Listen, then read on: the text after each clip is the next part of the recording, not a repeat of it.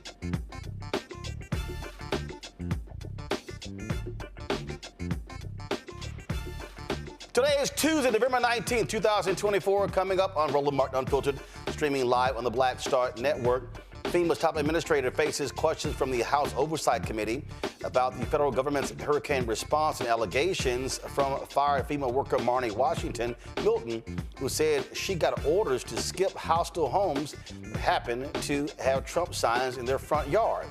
We'll show you some of that hearing, and Marn'i will join us to discuss what she heard in today's Capitol hearing. Now, for those who didn't believe us, we'll show you how Project 2025 is becoming a reality with Donald Trump's cabinet picks. Trump confirms he will declare a national emergency and use the military to carry out mass deportations like we told y'all. This is what they laid out in Project 2025. We'll unpack all of that. Plus, Trump's criminal cases in New York and Georgia are being put on hold indefinitely. That's stupid. In tonight's Marketplace segment, we'll also talk to the creators of a game designed to teach youth about the law. Plus, you've got some Negroes out here who have a problem that Black-owned media companies like myself receive campaign money from the Harris for President campaign. But it's interesting. They say nothing about the billions that go to white media. I got a few things to say about that. It's time to bring the funk on Roland Martin Unfiltered on the Black Star Network. Let's go. He's got it. Whatever the miss, he's on it. Whatever it is, he's got the scoop, the fact, the find. And when it breaks, he's right on time and it's rolling. Best believe he's knowing. Putting it down from sports to news to politics. With entertainment just for kicks, he's rolling. It's on go, roll, y'all. It's Roland Martin, yeah. Rolling with Roland now. He's funk, he's fresh, he's real, the best, you know he's Roland Martin now.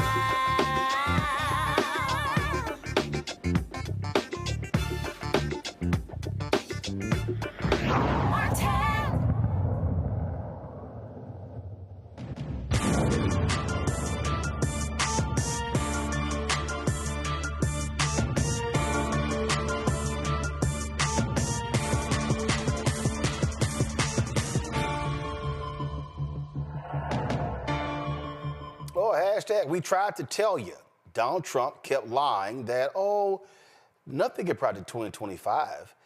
He knew nothing about it, didn't want to read it, had no impact on his campaign, yet it's amazing how he keeps hiring people who are all tied to Project 2025. We're seeing this in his cabinet picks. We're seeing this in their policies. And the reality is they are going to implement that 900-plus page leadership guide. We were clear. Journalist and author Ahmed Baba, who wrote What Trump's Cabinet and Staff Picks Tell Us About His Second-Term Priorities, joins us now from Brooklyn. Glad to have you here on the show, Ahmed. Look, it's real clear. They were lying the entire time. And these idiots in the media fell for it. Oh, you know, what Trump said, that wasn't the case. And we're like, Trump lies about lies. So we all knew he was lying. And so he names Brendan Carr to be chair of the Federal Communications Commission. Who is Brendan Carr?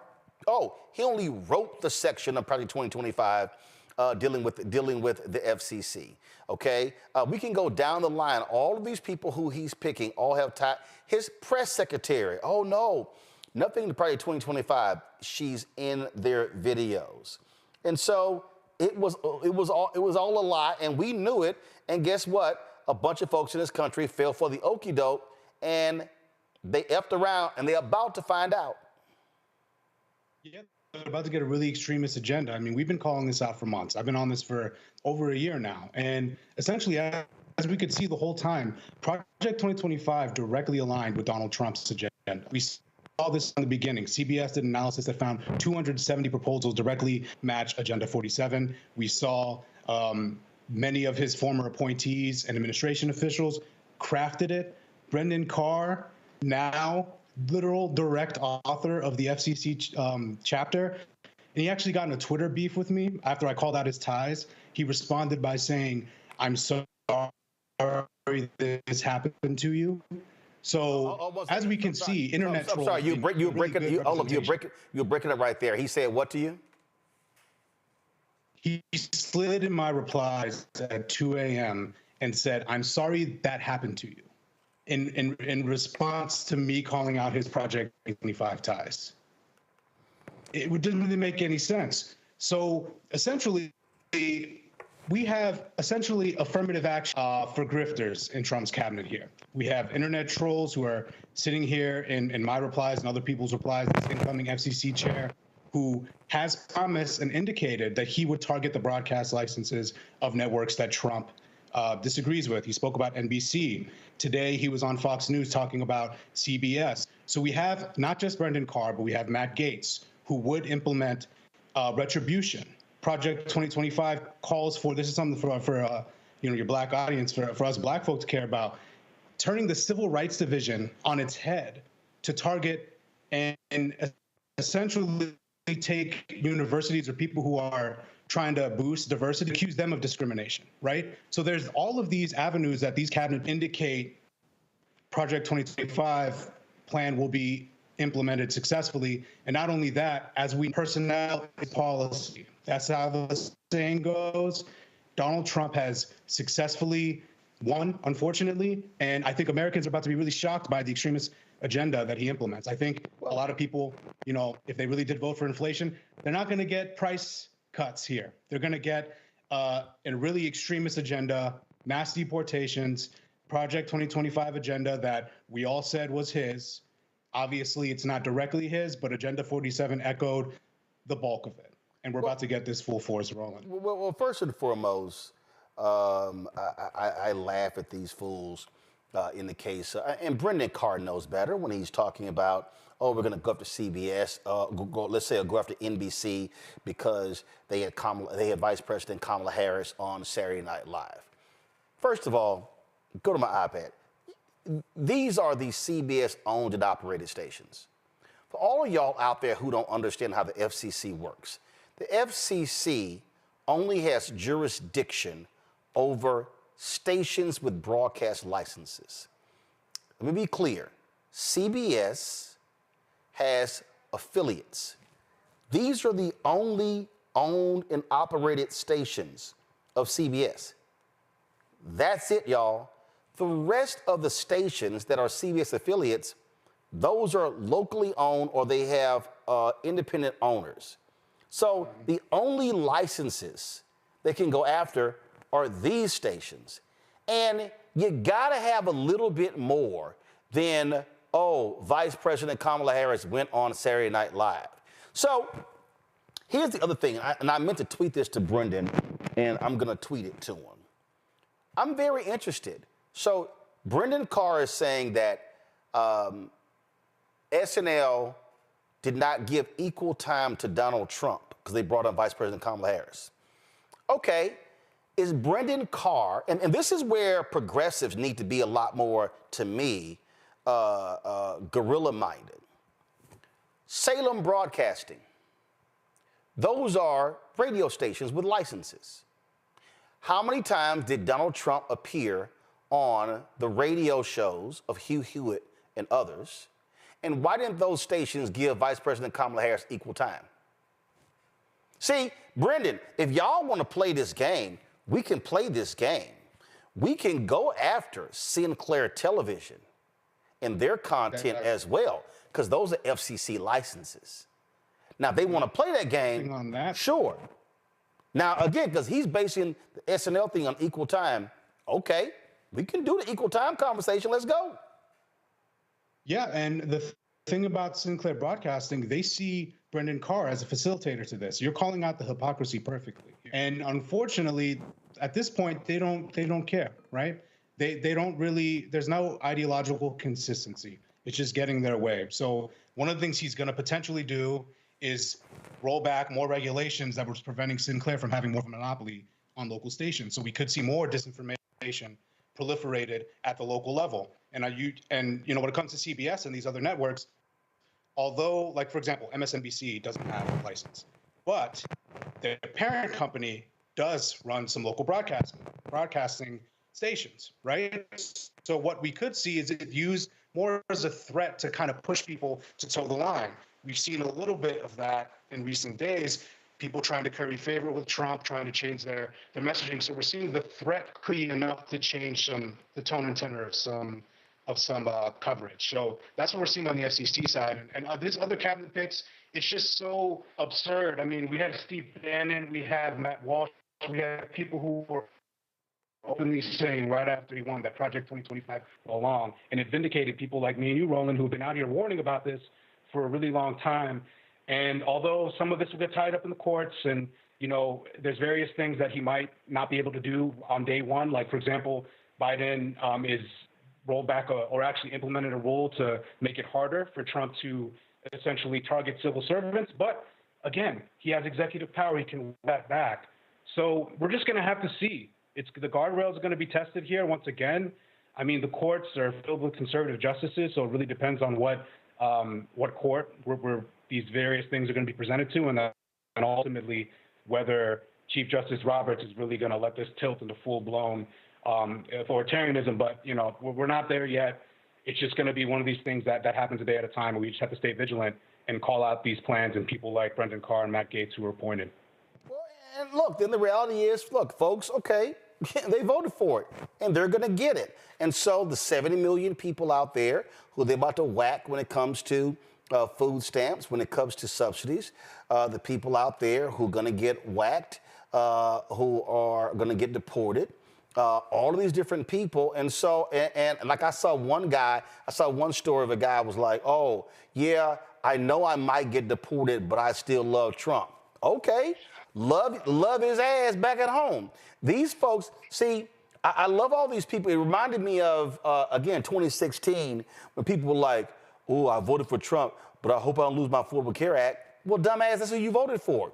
So, and I'm telling you right now, okay, if Trump and the Republicans try to come in here and get rid of the Affordable Care Act, it's going to be a bunch of crying white people, a bunch of crying broke white people in Mississippi, Alabama, Georgia, Florida, Tennessee, South Carolina, North Carolina, Arkansas, especially white men whose lives were changed because of the Affordable Care Act. But y'all want to play games? Go right ahead. Yeah, I mean, what we're going to see here is overreach, right? Trump thinks he has a mandate on his extremist agenda, but as we see, you know, Roland, me and you, we know all these plans, but the average American, a lot of them are tuned out. They don't know the exact details of what Donald Trump is about to pursue. They think, you know, tough guy, economy, lower prices. That's maybe what they thought when they went in the voting booth. But tariffs and a lot of these policies are going to hit, like you said, some of these vulnerable people in red states that Trump considers his base. And by then it's too late. We've elected the guy. And I think one of the silver linings, which is unfortunate because a lot of people are going to get really hurt by this, especially migrants. And I think as Trump overreaches, I mean, we look today, Mike Johnson and their new they're thinking about putting a rule in to prevent the new transgender member of Congress from using, a woman's bathroom. They're focused on these extremist issues that is going to backfire, right? Like Trump can't cancel the midterms as much as we've called him an authoritarian, but he's still in the wannabe stage, right? It takes time. It takes chipping away. With this extremist agenda being implemented, I suspect it's going to backfire heavily. Like I really think when people start to struggle because he went all in on his agenda when he thought that he was just he really is misinterpreting this as a broad mandate of all of MAGA extremism. And I think this could cost them the midterms. And then hopefully we have that legislative check. And then going into 2028, we can have some kind of figure in here because he can't run again. I mean, he might try, but constitutionally, I'm not on the whole Trump third term vibe. I really think that this is going to be a hard 4 years. And if everybody locks in, like, we all are staying committed to spreading people, I think we can really pull us back from the brink.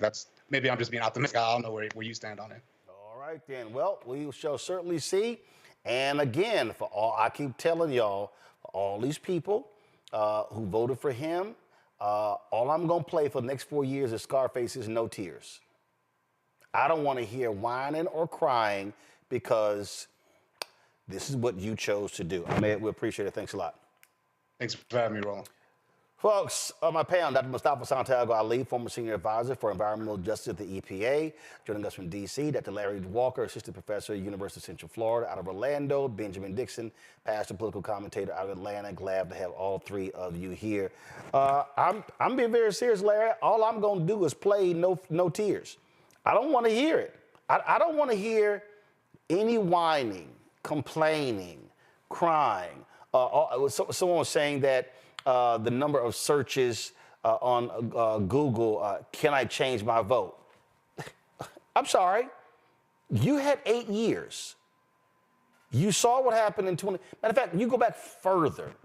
Okay, you go 2015, 9 years. You go 2011. They knew exactly who this man was. They decided, they willingly accepted evil. Now they're going to have to accept it. Now they got to accept that Dr. Oz being over Medicare, Medicaid, okay, even though he paid a massive ICE fine, okay? Matt Gaetz sleeping with 17-year-olds, the women testifying that they actually saw that happen. Please, don't look, I'm telling you, I'm going to get a shirt that says, don't blame me, I voted for the black woman.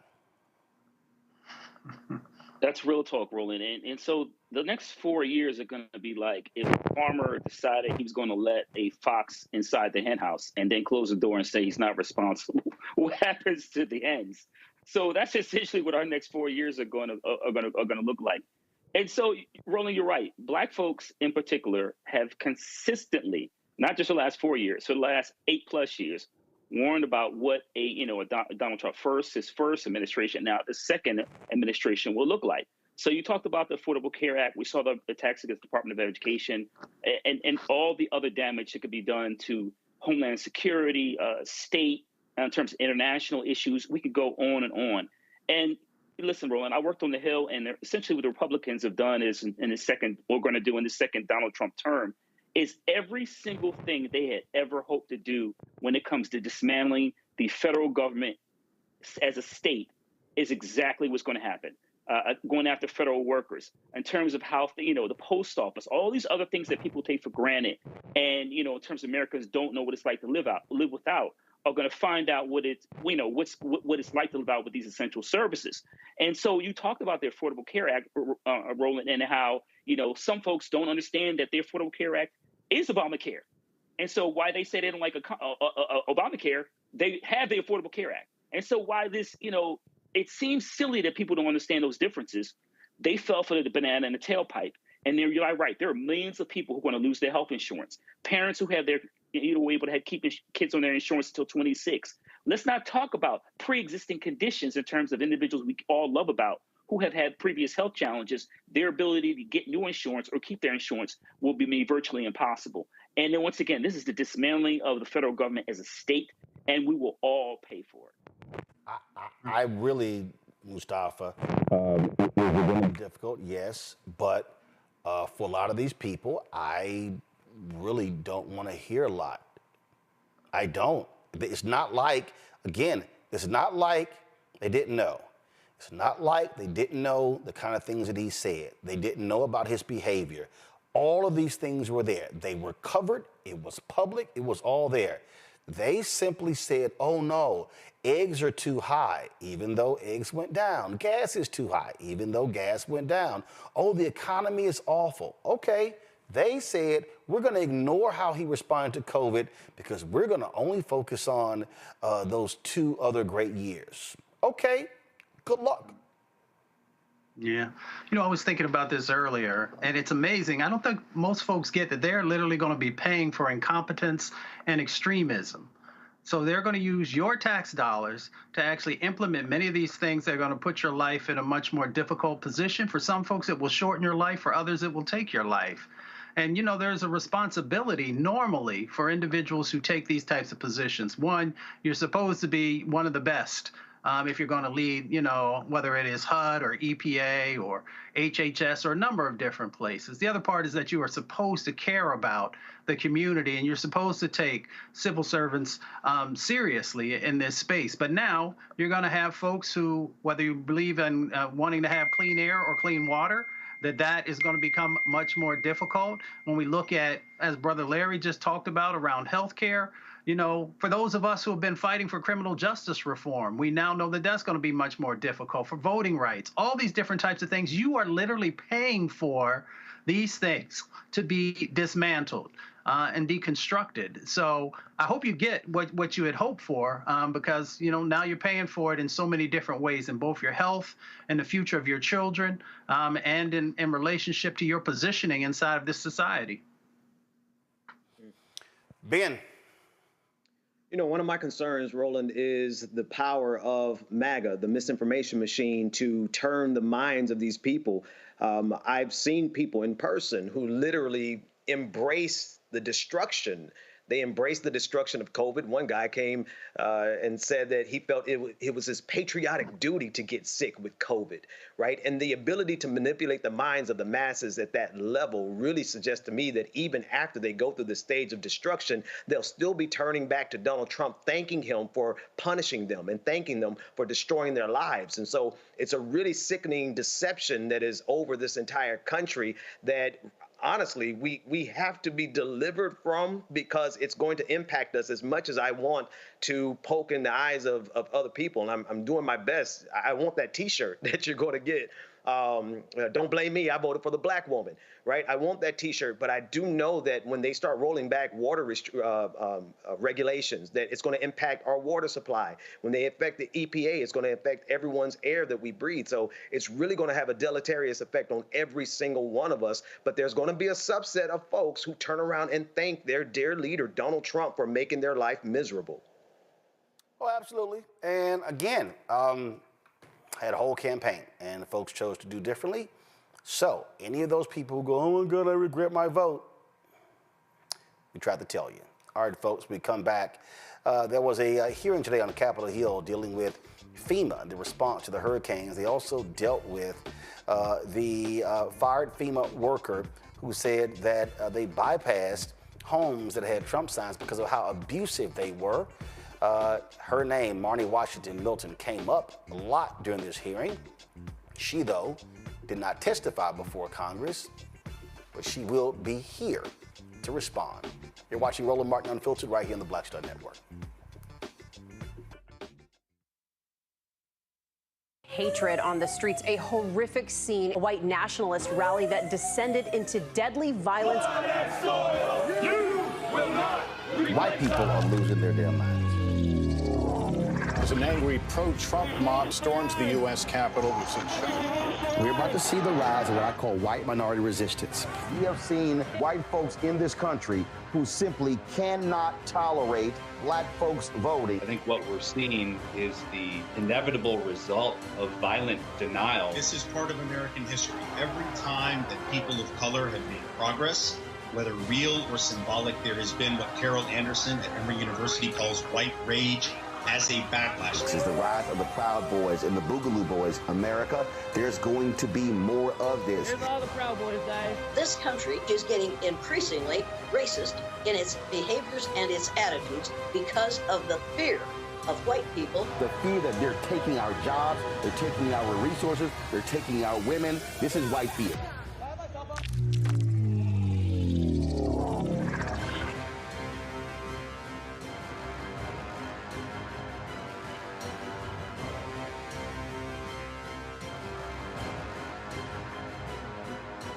Hi, I'm Dr. Jackie Hood Martin, and I have a question for you. Ever feel as if your life is teetering and the weight and pressure of the world is consistently on your shoulders? Well, let me tell you, living a balanced life isn't easy. Join me each Tuesday on Black Star Network for a Balanced Life with Dr. Jackie.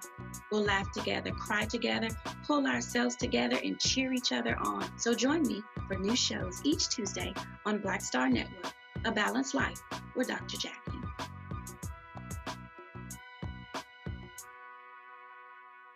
Bruce Smith, creator and executive producer of The Proud Family, Louder and Prouder, and you're watching Roland Martin Unfiltered.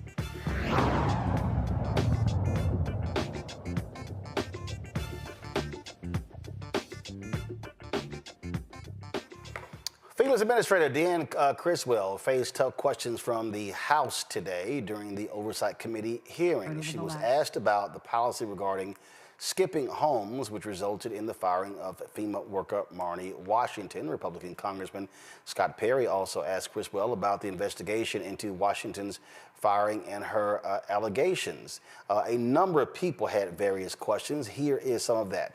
Individuals that have been impacted by communities.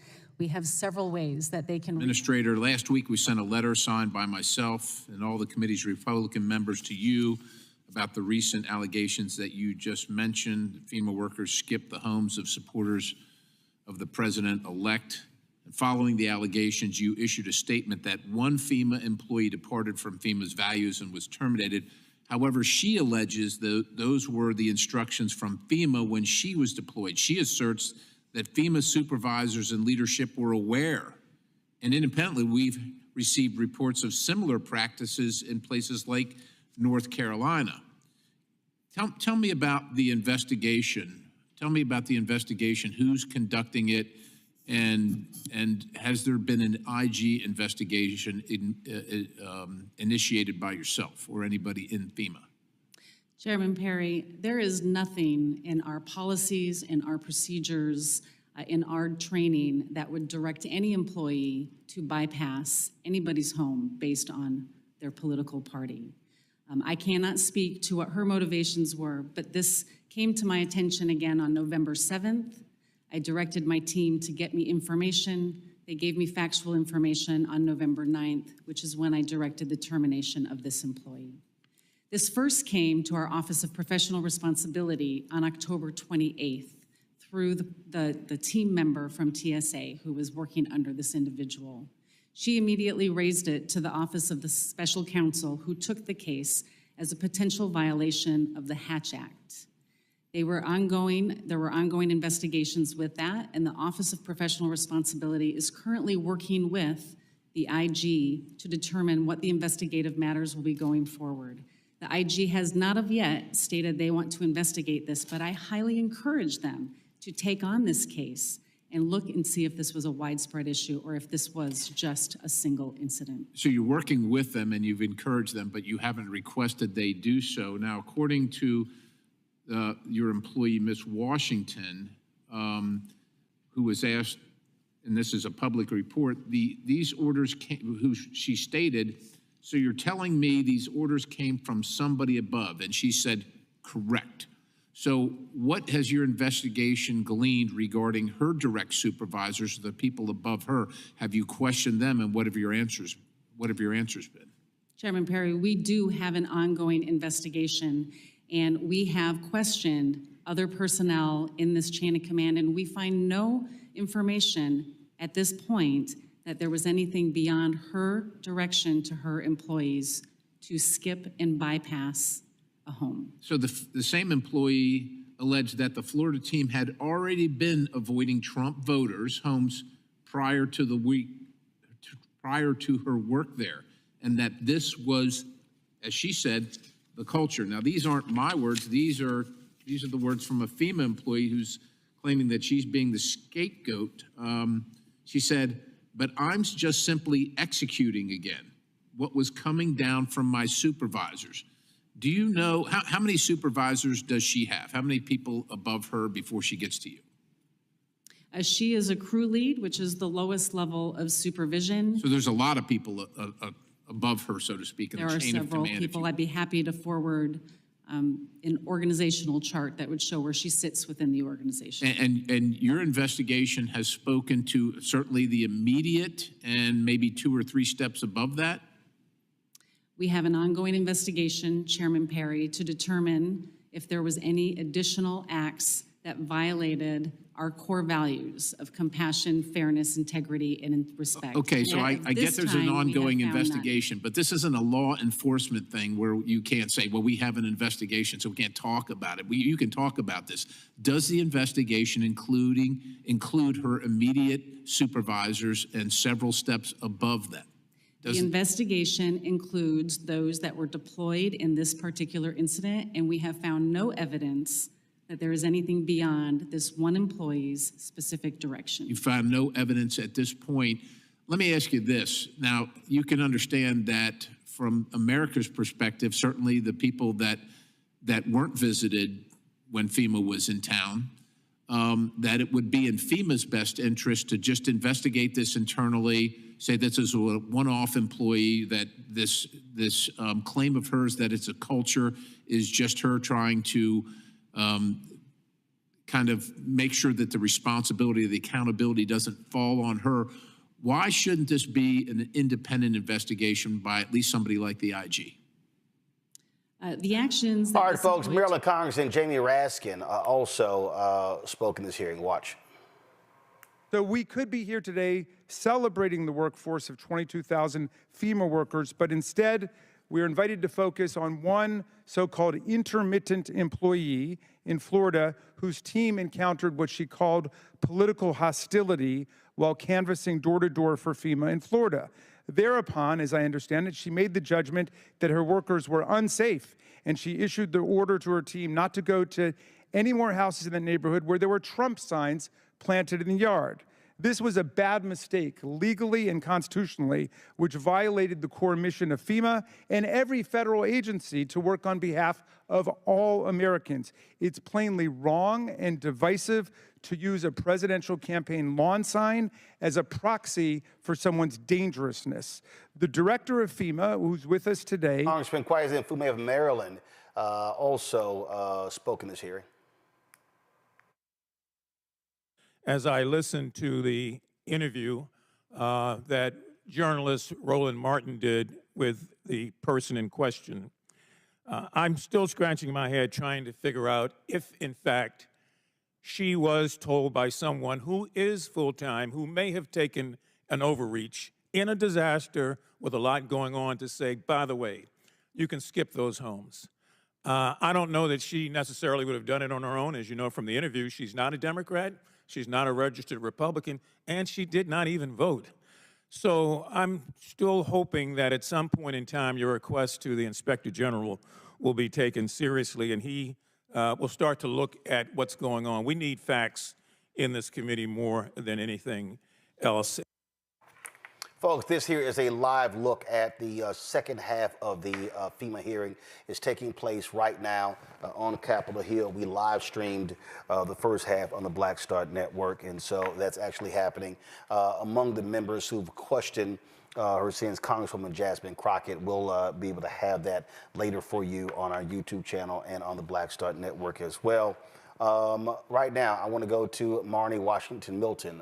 You heard that testimony. The person in question They kept referencing her as the fired FEMA worker. She joins us now on Roland Martin Unfiltered. Glad to have you back on the show. This hearing like I said, is taking place as we speak. First, were you invited by the House Oversight Committee to testify today? No.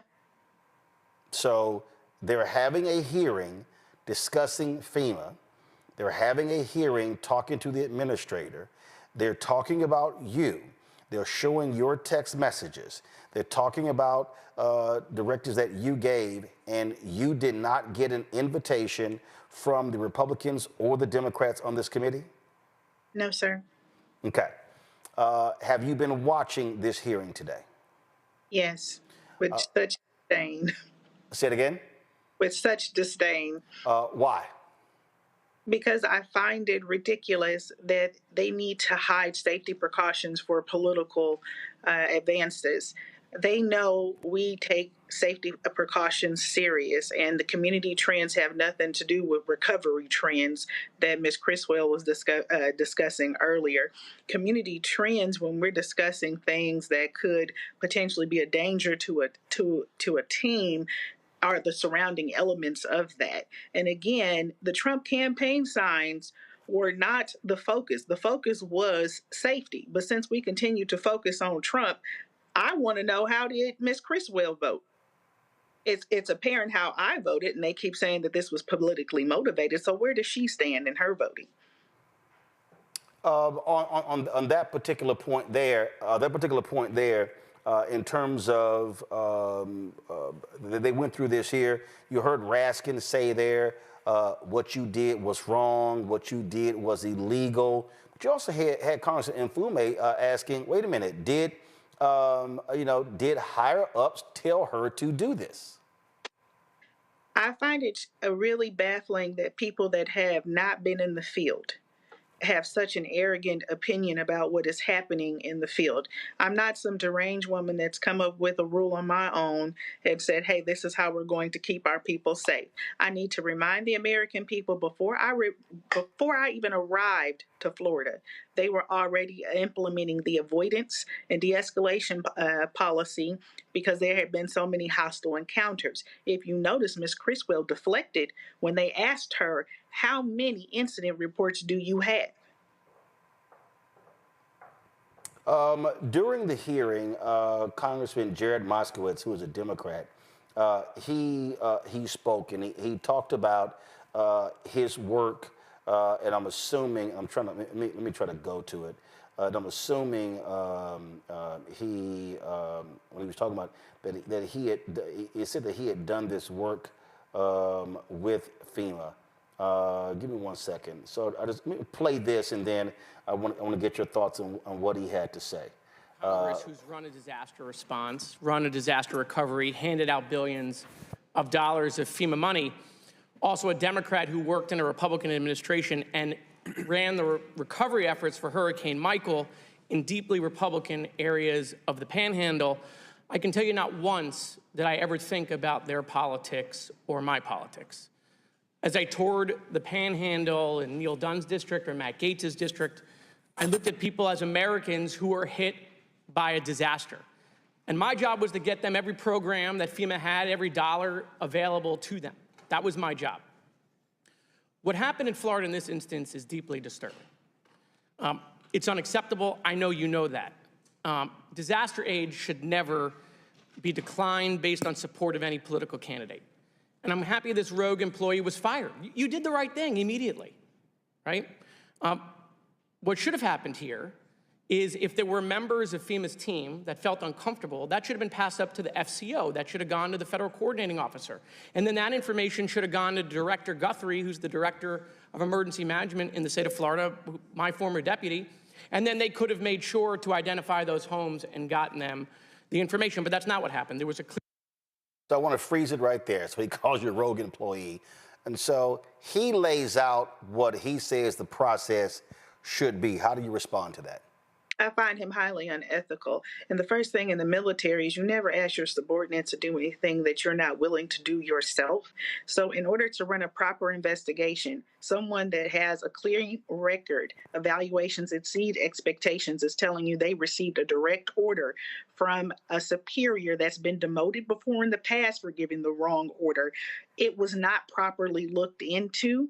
They just immediately fired me. If you notice, Miss Criswell could not answer the question when Mr. Jordan asked her, have you investigated him? Have you asked him the question? So it's not a level of misunderstanding or comprehension on my part.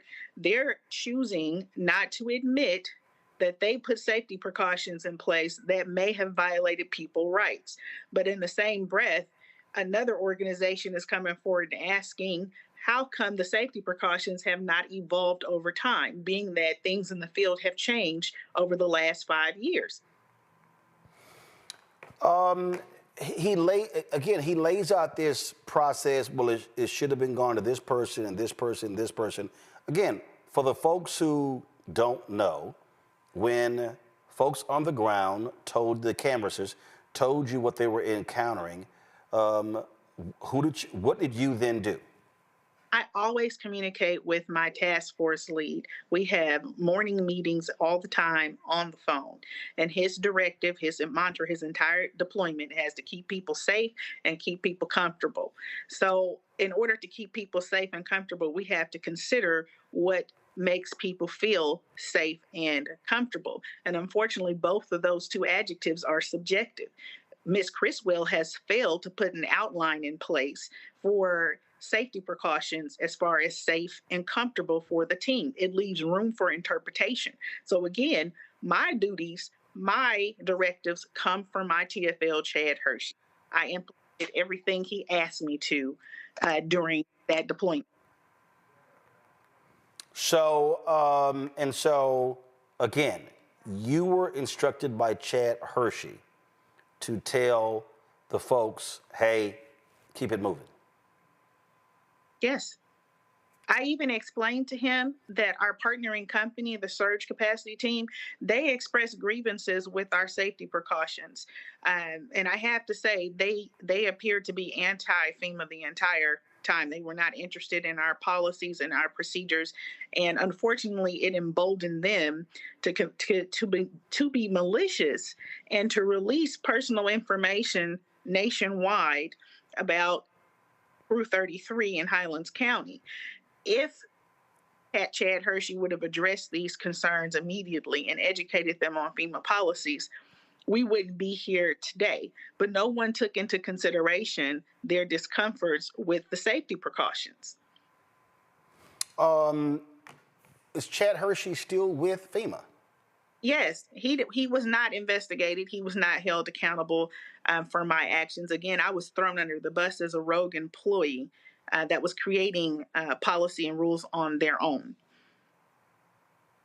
And again, this hearing is still going on right now. Nutcase, Louisiana Congressman Clay Higgins is talking. That is an absolute waste of my time listening to what he has to say because he is literally deranged. And so, do you find it offensive that, again, there's a hearing and they don't bring in the person who they're all talking about? Yes. I have no reason to lie. I have no reason to coop up a story here. I'm giving you fresh intel from what happened on the ground. And it's been confirmed from other entities and other employees that have called me privately and said it's not isolated. The only reason why they're not flooding the gates is because they fear retaliation, and they're trying to figure out, well, how do we be transparent and honest about this? Because here's an opportunity for Ms. Criswell to improve the security measures for her team. But instead of her acknowledging that there is a weakness in our practice, she is sweeping it underneath the carpet and saying it doesn't exist and that it was isolated. And how the hell can that be when we already had reports in North Carolina that FEMA workers were being under attack? If you even look at DR 4819, which happened in Chicago, you had FEMA workers that were uncomfortable to even process African Americans in urban areas because they did not feel comfortable in those neighborhoods. How about they research and look into that? You said that you had been reached, you were contacted by some folks out of Georgia that this was a photo that greeted FEMA workers at the entrance of a particular property, folks hanging in effigy? Yes, that happened last week. Someone sent me that text message and said there really is a problem. And this image here, are they? It doesn't show who this depicts, but clearly it's folks hanging from that apparatus, that pole. Correct. And then there's ammunition signs at the bottom of it. That's not welcoming. And honestly, FEMA's policy is to avoid and disengage. That there's no room for interpretation there other than somebody is going to feel uncomfortable with that display. Absolutely.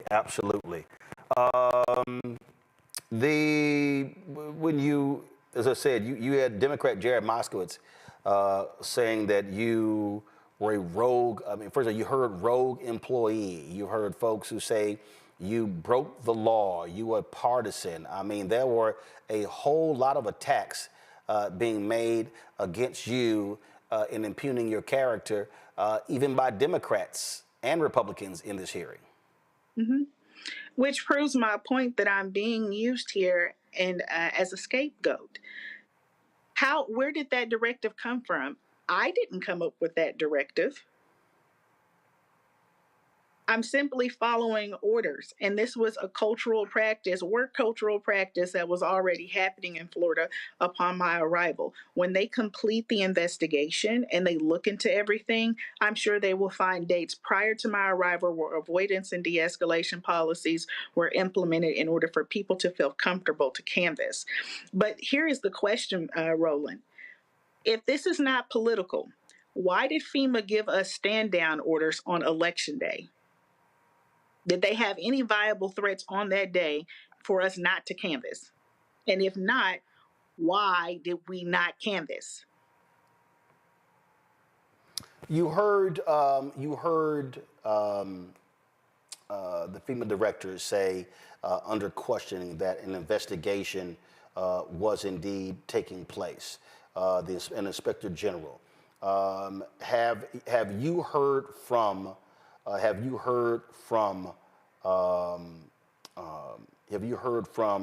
anyone regarding this internal investigation? I know special counsel reached out to me. They wanted me to relinquish all of my documents. And I didn't at the time because I didn't have representation. And still, as of this date, I do not. But based on the status of where everything is, I will be relinquishing that information over to them in the next 24 hours to prove that there was not a violation of the Hatch Act and that all of the directives were in motivation of keeping the team safe as a whole. And so would you say you still have yet to hire an attorney? Correct. Gotcha. You did launch a GoFundMe page. Go to my iPad, and you laid this out. The target goal is $100,000 because you said, one, not only, again, they're trying to, one, the state of Florida is suing you. They're alleging a violation of the Hatch Act. And as a result of this, not only have you lost the FEMA job, you lost your civilian job, and you've had to actually leave your home because of all of these threats against your life, correct? Correct. Mind you, I did receive a call where someone wanted to rape me and give me a proper nigger lynching. I've had several calls telling me that I deserve what I'm getting and I'm going to get what's coming to me very soon. And I find it completely baffling because I was under orders and my superiors have no integrity. They have not come forward and said, yes, she was following orders for safety precautions. Instead, they're trying to sweep this underneath the carpet as if this is some plight to attack President Trump, and it's not. Well, again, folks, if you go to GoFundMe and just simply type in Marn'i Washington, you'll be able to pull up her GoFundMe. It is there. And so, Marn'i, we appreciate it. We're going to continue to watch this hearing, as I'm sure you are. And as it continues, we'll look forward to having you back to hear from your perspective over what we're hearing out of this, off Capitol Hill. Thank you again, Roland, for a voice. I appreciate it. Thanks a lot. Hey, first of all, Mustafa, I want to start with you. If you're going to have an oversight hearing discussing this, don't you think you should invite the very person who you are blaming for the problem? Yeah, I thought that was really strange that neither the Democrats nor the Republicans had invited her in to share her testimony and to hear her story and how everything played out. So that was curious. The other thing that's curious is that in all those years, and some folks know that I work both man-made and natural disasters. So I've worked with FEMA, I've worked with the National Guard, a whole contingency of different folks. For there to only been 48 hours for them to review her case and make a decision to let her go, that also is strange because usually in the past, those types of things it would take a while to actually do the proper investigation and then come to the decision that would be made. And the other part too is, in all those years that I worked in these types of situations, you always are reporting in. So early in the morning, you have your briefings, and then whenever your shift is over, in many instances, you're also then reporting back about what was achieved and those different types of things. So you usually are following what the particular edict is for the day and what was to be accomplished and how you're going to get it done. The other thing that I'll add, because I don't believe in these situations and not giving real talk, is that, we've got a different dynamic that's currently going on in the government, not in the government, but in our country in relationship to folks of color being out there trying to do their best to be able to help folks as a part of, recovery efforts. So we've got to make sure that the proper protocols are in place. I remember during Katrina, when, those brothers and sisters were trying to go across the bridge and there were individuals with guns who were stopping them. So, even, the dynamics of, we just got way too much violence that's going on, too much hate that's going on. And you have this situation where people are, under extreme stressors, right? People have been impacted, whether it's from natural disasters or man-made disasters. And then you have all these other dynamics that now help people think it's all right for them to be able to act out in any type of way. That makes it incredibly difficult for folks who are trying to come and help. So we just got a lot of work to do. One, in making sure that the proper protocols are in place. Secondly, in making sure that our folks who are out there are being protected. So I'll be really interested to see what the investigation from the IG actually brings up, because normally, you would be taking your orders from the person who's above you, who's taking orders from the next set of folks all the way up. But we'll see how it all plays out. Ben. The thing that stands out to me about this, Roland, is the pattern of problems that they had at Trump voters' homes. I do pray for the sister who lost her job, and I hope that everyone can donate to her GoFundMe account. But there is a problem, and we saw it in North Carolina, where the MAGA misinformation machine stirred up so much hate towards FEMA. They were under attack in North Carolina, and it seems like that followed the pattern all the way to the state of Florida. And what we have right now in Congress on Capitol Hill is a hearing that's coddling this, right? They're scapegoating our sister, but they're coddling the fact that there are people in this country who have been worked up into a frenzy, so much so that we can't even help them with emergency funding without them threatening violence and creating hostile situations.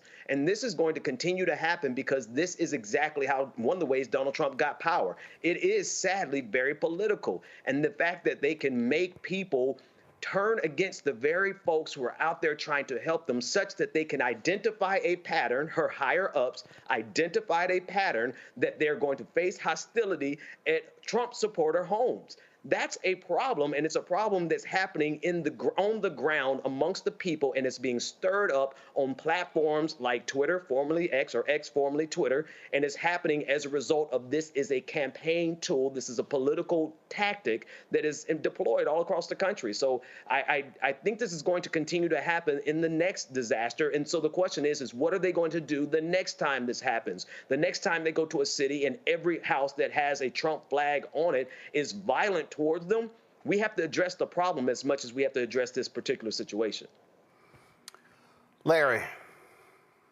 Yeah, Roland, this is an example of how misinformation impacts various communities. And, my colleague is right. What happens in the next natural disaster? We know with climate change that, we will continue to see an increase in natural disasters throughout the United States, and particularly in some places in the South. I think the other question is relating to what we just heard, and then having this hearing in Capitol Hill. And Mustafa knows this is another Hill staffer. Anytime you're negotiating about having a hearing on a particular topic, or in this case, an individual, there's a negotiation from the minority majority to figure out who their invited speakers are going to be. So the idea that you could have a hearing and consistently talk about the same individual throughout the hearing and that person not be invited to the hearing, I have never seen that in any time, my time working on the Hill or since then. It is highly unusual. So what I think we essentially have here is kick the can down the road. Everyone knows there's a new administration coming in and just really in less than 2 months. And it sounds like, when you heard the administrator say the IG is currently handling it, is she's going to transition out in a couple of weeks. And it's best to just kind of get this hearing out of the way and let the IG decide whatever they're going to do. No one wants to deal with this. Anytime you have, once again, you have essentially a hearing based on the allegations from one person and that person not be invited to a hearing, I've never seen it before. And it's clear that the minority and the majority, from this hearing, they have really no interest in finding out what the truth is.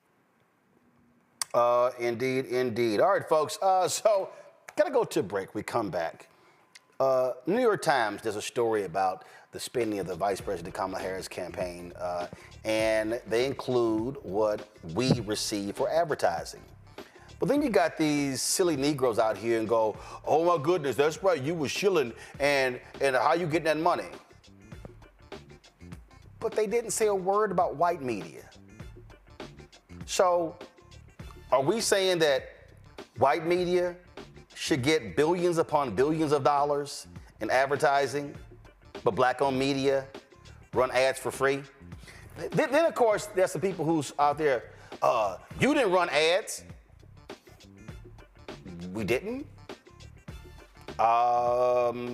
We only did every day for months. I'm gonna break this thing down when we come back. Oh, I got something to say. Folks, don't forget to support the work that we do. Join our Bring the Funk fan club. You can use Cash App by using Stripe. The goal is to get 20,000 of our fans contributing on average $50 a year. That's $4.19 a month, 13 cents a day. You can use this QR code right here. If you're using Cash App, use this QR code to pay with Cash App. You can see your check and money order, P.O. Box 57196, Washington, D.C. 20037. That's 0196. PayPal is R Martin Unfiltered. Venmo is RM Unfiltered. Zelle, Roland at RolandSMartin.com. Roland at RolandMartinUnfiltered.com.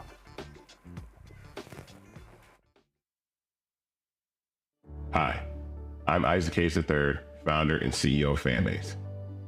Fanbase is a free-to-download, free-to-use, next-generation social media platform that allows anyone to have followers and subscribers on the same page. Fanbase was built through investment dollars from equity crowdfunding from the Jobs Act. People just like you help build Fanbase, and we're looking for more people to help build Fanbase. We are currently raising $17 million in a Regulation A crowdfund on StartEngine. We've already crossed $2.1 million, but we're looking to raise more capital from people just like you that deserve the opportunity to invest in early-stage startups without having to be accredited investors. So right now, I'd like you to go to startengine.com/fanbase and invest. The minimum to invest is $399. That gets you 60 shares of stock in Fanbase right now, today. And then use Fanbase to connect with friends, grow your audience, and be you without limits.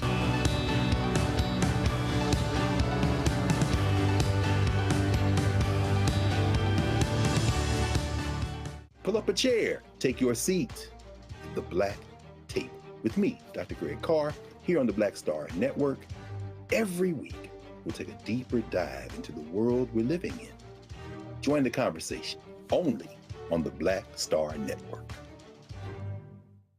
Black Star Network is here. Oh, no punch! I'm real revolutionary right now. Thank you for being the voice of Black America. All momentum we have now, we have to keep this going. The video looks phenomenal. See, there's a difference between Black Star Network and Black-owned media and something like CNN. You can't be Black-owned media and be scared. It's time to be smart. Bring your eyeballs home. You dig?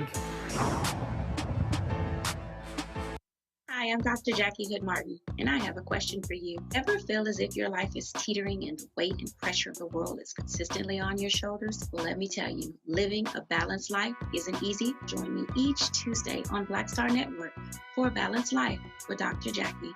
We'll laugh together, cry together, pull ourselves together, and cheer each other on. So join me for new shows each Tuesday on Black Star Network, A Balanced Life with Dr. Jackie.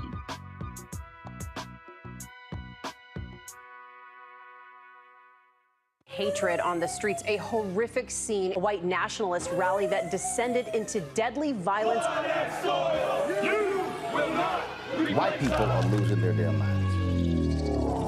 As an angry pro-Trump mob storms the U.S. Capitol, we've seen shooting. We're about to see the rise of what I call white minority resistance.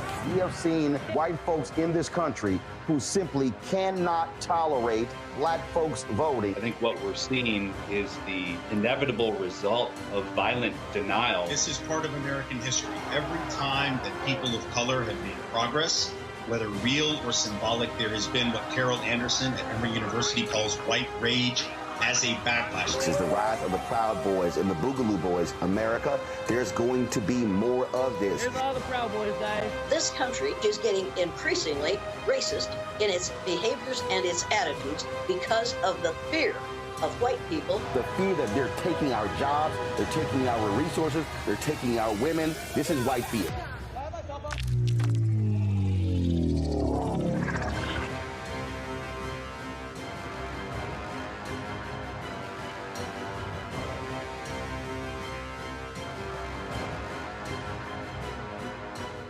Farquhar, executive producer of Proud Family. You're watching Roland Martin Unfiltered.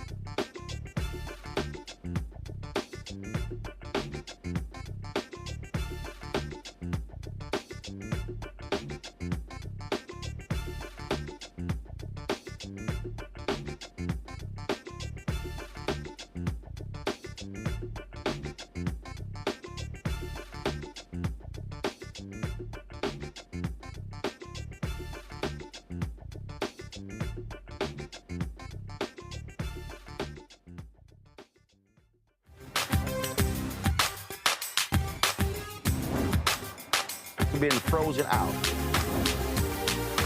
Facing an extinction level event. We don't fight this fight right now. You're not going to have black-owned media.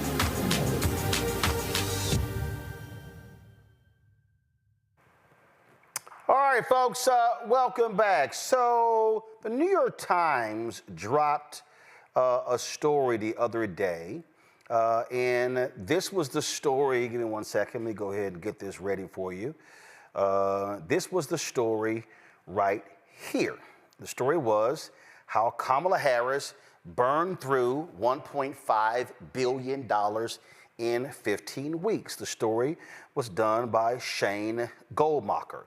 And so he lays out here different spending of the campaign. And in here, they talk about money that was spent on the Sphere Inn venue in Las Vegas. They talked about what was spent on rallies. They mentioned in here in terms of how much was raised, and of course, that is going through here. They pull the FEC reports and showing, how much went to, Oprah Winfrey's production company, Harpo Productions, to put on the live town hall they did.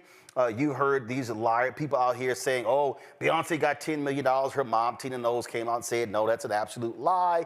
It talks about these various concerts in here and things along those lines. And so then it mentioned a variety of other expenses and money that was going to different places, commercials that should have run.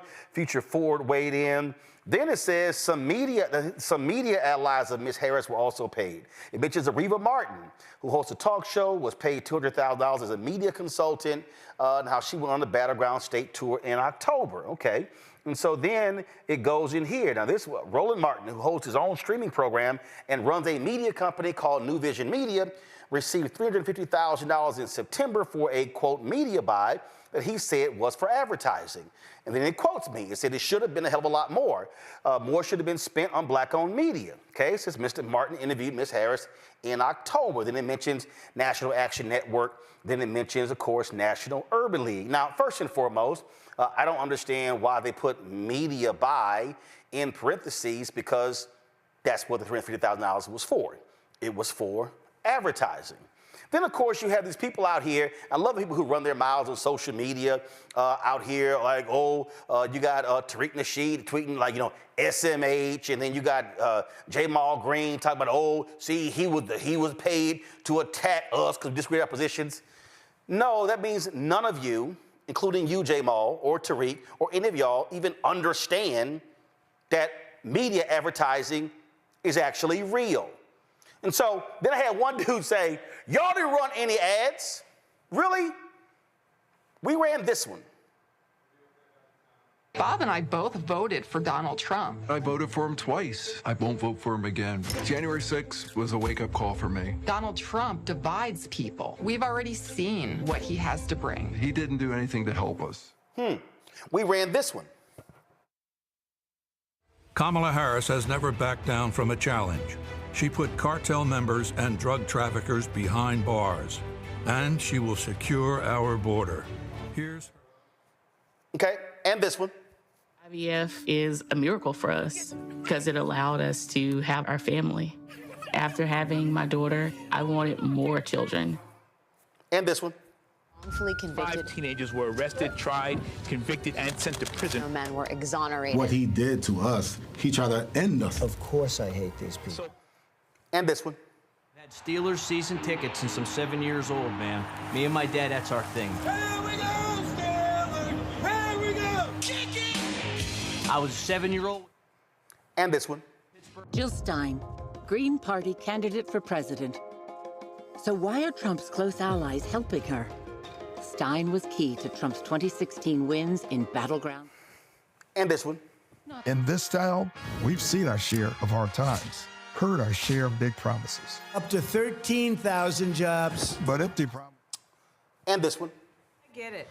The cost of rent, groceries, and utilities is too high. So here's what we're going to do about it. We will lower housing costs by building more. And this one. Philly Tough is different. They insult us. Bad things happen in Philadelphia. Bad things. They don't like us. We don't. And this one. Rich for Democratic leaders to say that Donald Trump is a unique threat to democracy when he peacefully gave over power. He is still. And this one. Winners never back down from a challenge. Champions know it's any time, any place. But losers, they whine and waffle. And this one. A yinzer, I define it as somebody that bleeds black and gold, works hard, and cares about their family. And this one. He told us who he was. Should abortion be punished? There has to be some form of punishment. Then he showed us. And this one. 78-year-old billionaire who has not stopped whining about his problems. Oh, she had a big crowd. Oh, the crowd. This weird obsession with. And this one. The overturning of Roe almost killed me. I had a blood clot in my uterus that caused my labor to have to be induced. And this one. 2016, Donald Trump said he would choose only the best people to work in his White House. Now those people have That's 16 different ads. And just so y'all know, the first ad that was purchased for Biden for president was in September 2023. Then they came back and did a small ad buy in February 2024. Then did another small ad buy in March of 2024. See, for the people out here, this is an actual media company. So there's this show, and there are other shows on the Black Star Network, okay? It's called a network. Here's what people also don't realize, is that political campaigns actually went to YouTube and purchased advertising to Google that actually ran during commercial breaks of this show. Oh, I'm sorry. So you got these silly Negroes, he got $350,000. It should have been $3.5 million. BET got nearly $10 million. I know other black-owned media companies or black-targeted media companies that got money. Oh, but see, these silly little Negroes, these silly little people, it shouldn't be all that. Really? This right here, y'all, is a story that ran January 11th, 2024. Go to my iPad, Anthony. 2024 political ad spending will jump nearly 30% versus 2020.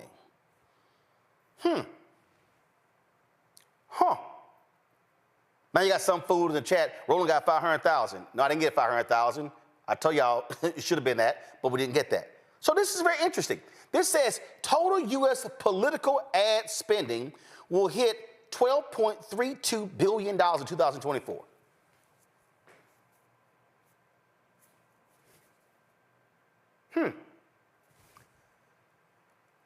$12.32 billion. Let's go to October 2024. NBC. This is NBC. It says the final price tag on 2024 spending will be almost $11 billion. Now I'm curious now. So if we got $350,000 for advertising from the Harris for President campaign, where did the other 10 billion go? The other 10.6 billion or whatever. I'm sorry, where did that go? Where did it go? Oh, I'm sorry. I know where that money went to. ABC, NBC, CBS, Fox News, MSNBC, CNN, New York Times, Washington Post, USA Today, local TV stations, and local media in Pennsylvania, in Georgia, in Wisconsin, in Michigan, in Arizona, in Nevada. Reason I know, I went to 5 of those battleground, North Carolina. I went to those 5 of those battleground states. I'm sitting in the hotel room and I'm going through television. Ad.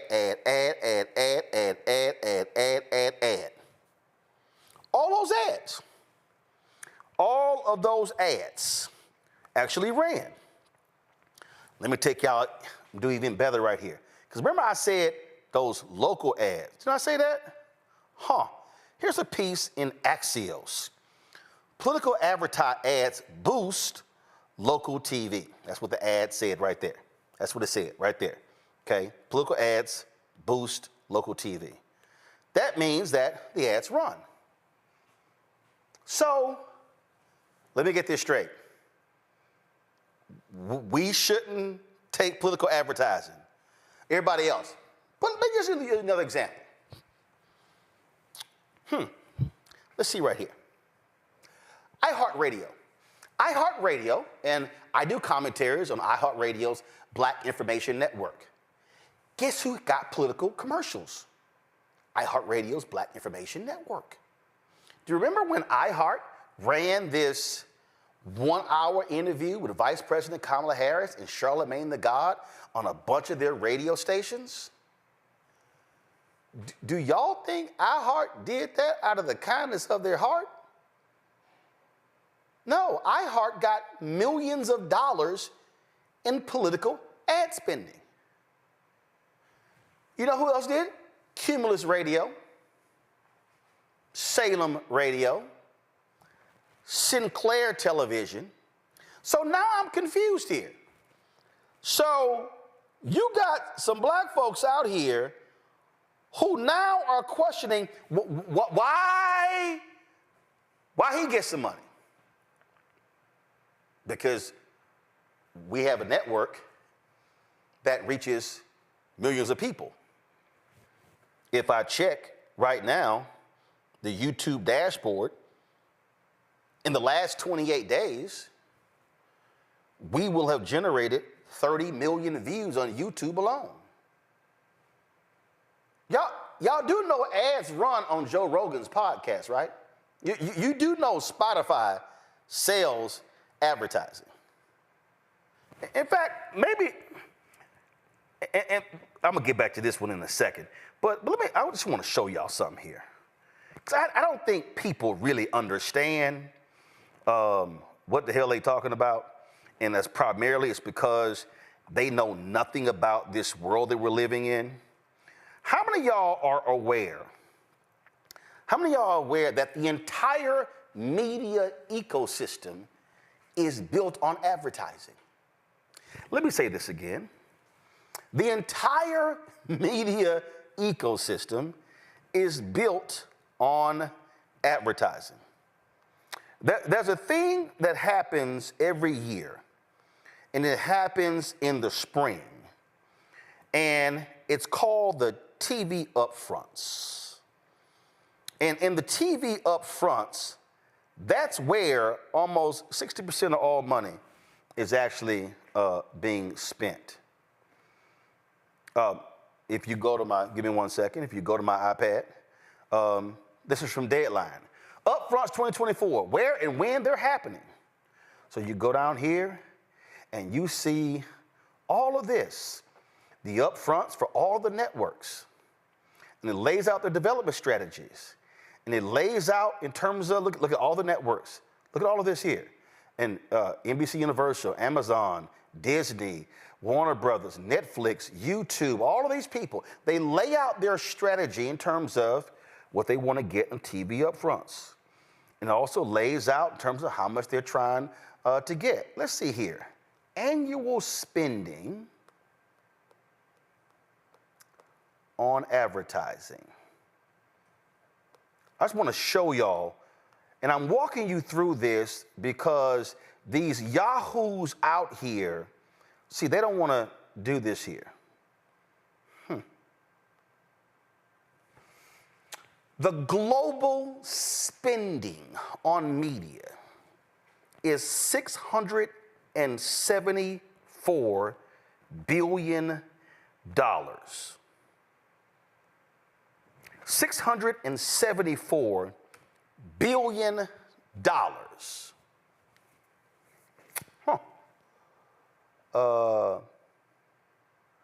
Black-owned media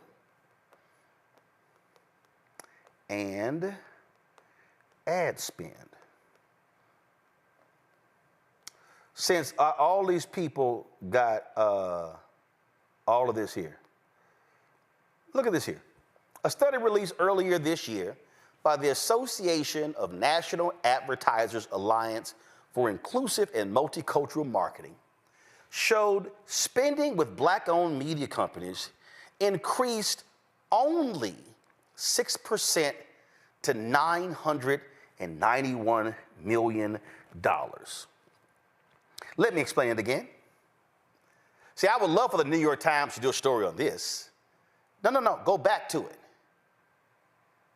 So $674 billion is spent globally, yet 991 million, barely $1 billion goes to black-owned media. Who watches more TV than any other group? Black people. Who watches the streaming services more than any other people? Black people. Your black-owned media receives less than $1 billion. Why am I? Look at this Afrotech story right here. This comes from 2023. Black-owned media drives the culture, yet spending on them was only 1.16% in 2022. Did y'all see that? Did y'all see that? 1.16%. Now, see, the same Negroes who bumping their gums, whine and complain about black wealth creation, about black, how do we support black, all this sort of stuff like that. The same Negroes, yet they mad because of what we got, which was minuscule compared to others. I'm gonna show y'all this tweet. I thought this was interesting. So check this out. Go to my iPad. So this sister, I don't even know who she is. She goes, real question, do any of these orgs resonate with black voters today? This is some sister, I don't know who she is. She goes by Quid Ditch 424. She says she's an attorney, BRCA awareness advocate. I love this one here. Words in New York Times, her name is Erica Stallings. Words in New York Times, NPR, O Magazine, Zora, Huffington Post, Washington Post, and others. So she asked the question, do any of these orgs resonate with black voters today? She's got 10,500 followers. I got more than 700,000 on Twitter. So does Black Star Network resonate with black voters?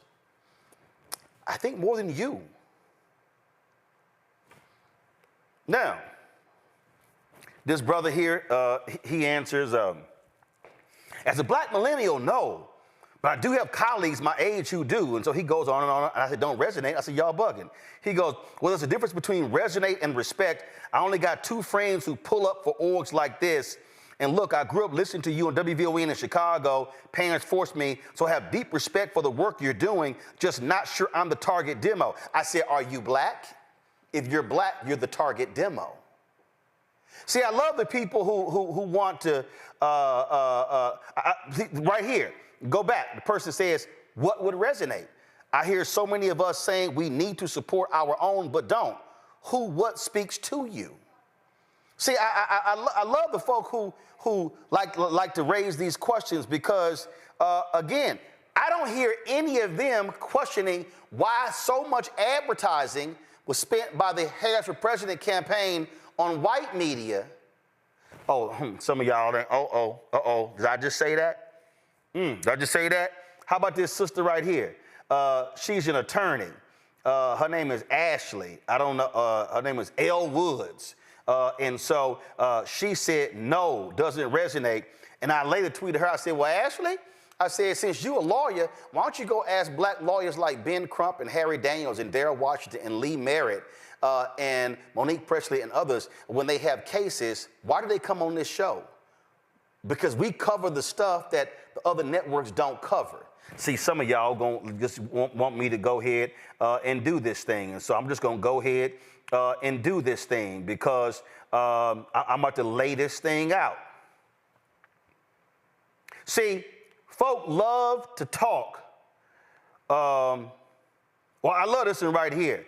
I like Roland, but his audience is older, and because of that, how many of them actually care about his YouTube show? Y'all know I had to hit them with the facts. I said, y'all better learn the facts. 30% of my YouTube audience is ages 35 to 54, 60% is 55 plus, 54% are male, 40% are female. In the last 28 days, 66% who watch aren't even subscribers. We're the only daily news show that targets African Americans. When somebody sits here and questions, do these resonate with black voters? We launched this show on September 4th, 2018 with 157,000 YouTube subscribers. Here we are 6 years later, and we actually have 1,509,134 subscribers. So I'm sorry. How do you not resonate if you've grown tenfold in 6 years? But I digress. See, the reason I specifically call out folk by name, and so they love chat. See, first of all, J-Mal, I don't have to be paid any money in advertising to disagree with nonsensical statements about the policies of Vice President Kamala Harris. I disagree with folk on GP. That ain't got nothing to do with advertising. I disagree with folk every single day, and we don't get advertising from anybody. So this notion that, oh, he came at me, because that's silly. It's silly.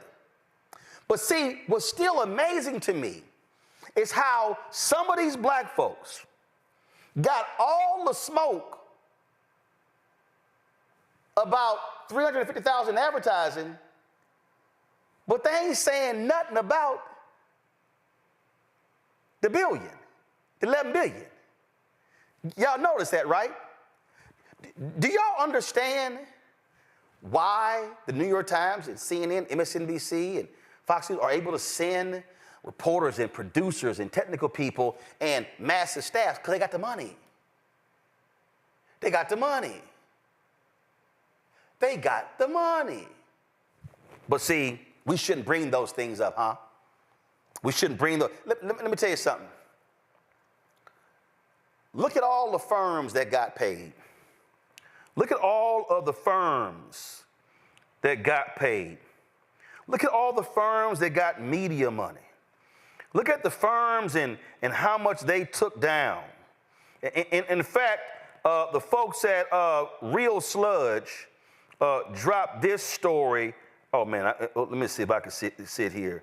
Let me pull this up, because I need y'all to see this, okay? Because, see, folk don't want to deal with this here. Let me see, Real Sludge. Let me see. I really got to pull this up for y'all. Because Real Sludge and Dim Consultants. See, in Shane's New York Times story, he said at the end of the article, well, we don't really know what these agencies got. Well, actually, they laid it out.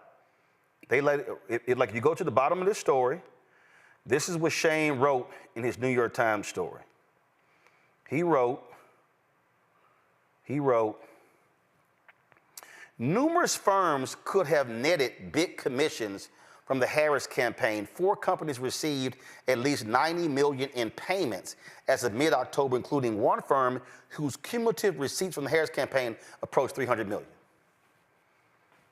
Y'all know they typically get 10 to 15% of the ad buy during these campaigns. See, y'all need to understand, y'all need to know where the money's coming from. So in this article right here, in Real Sludge, they lay out right here, the Harris campaign's largest vendor was the creatively named Media Buying and Analytics LLC, a front company for the Canal Partners media firm. Media Buying and Analytics LLC lists an Atlanta UPS store on its invoices. Y'all, an Atlanta UPS store on its invoices that can be accessed through the Federal Communications Commission and is registered in the state of Georgia of what appears to be a law firm based out of a suburban office plaza. However, I think they meant FEC, not FCC. F filings show the firms are linked, and Canal Partners Media's president confirmed the tie to Business Insider in 2020. Formed in May of 2019, boy, stop right there. You mean tell me, hold up, they formed a company just 5 years ago that became the largest vendor of the Harris campaign? Go back. Formed in May 2019, Media Buying Analytics LLC has overseen more than $280 million in ad production and placement spending for the Harris campaign. Canal Partners Media's president is Bobby Kahn, a former chief of staff for Georgia Governor Roy Barnes and former chair of the Georgia Democratic Party. Tell y'all something. I know of a black company that's wanted to meet with Media Buying Analytics and sent an email to Bobby Kahn asking for a meeting to discuss media buying and black folks, and he sent them an email, no thanks. He refused to even meet with the company. I saw the email. Why am I walking through all of this?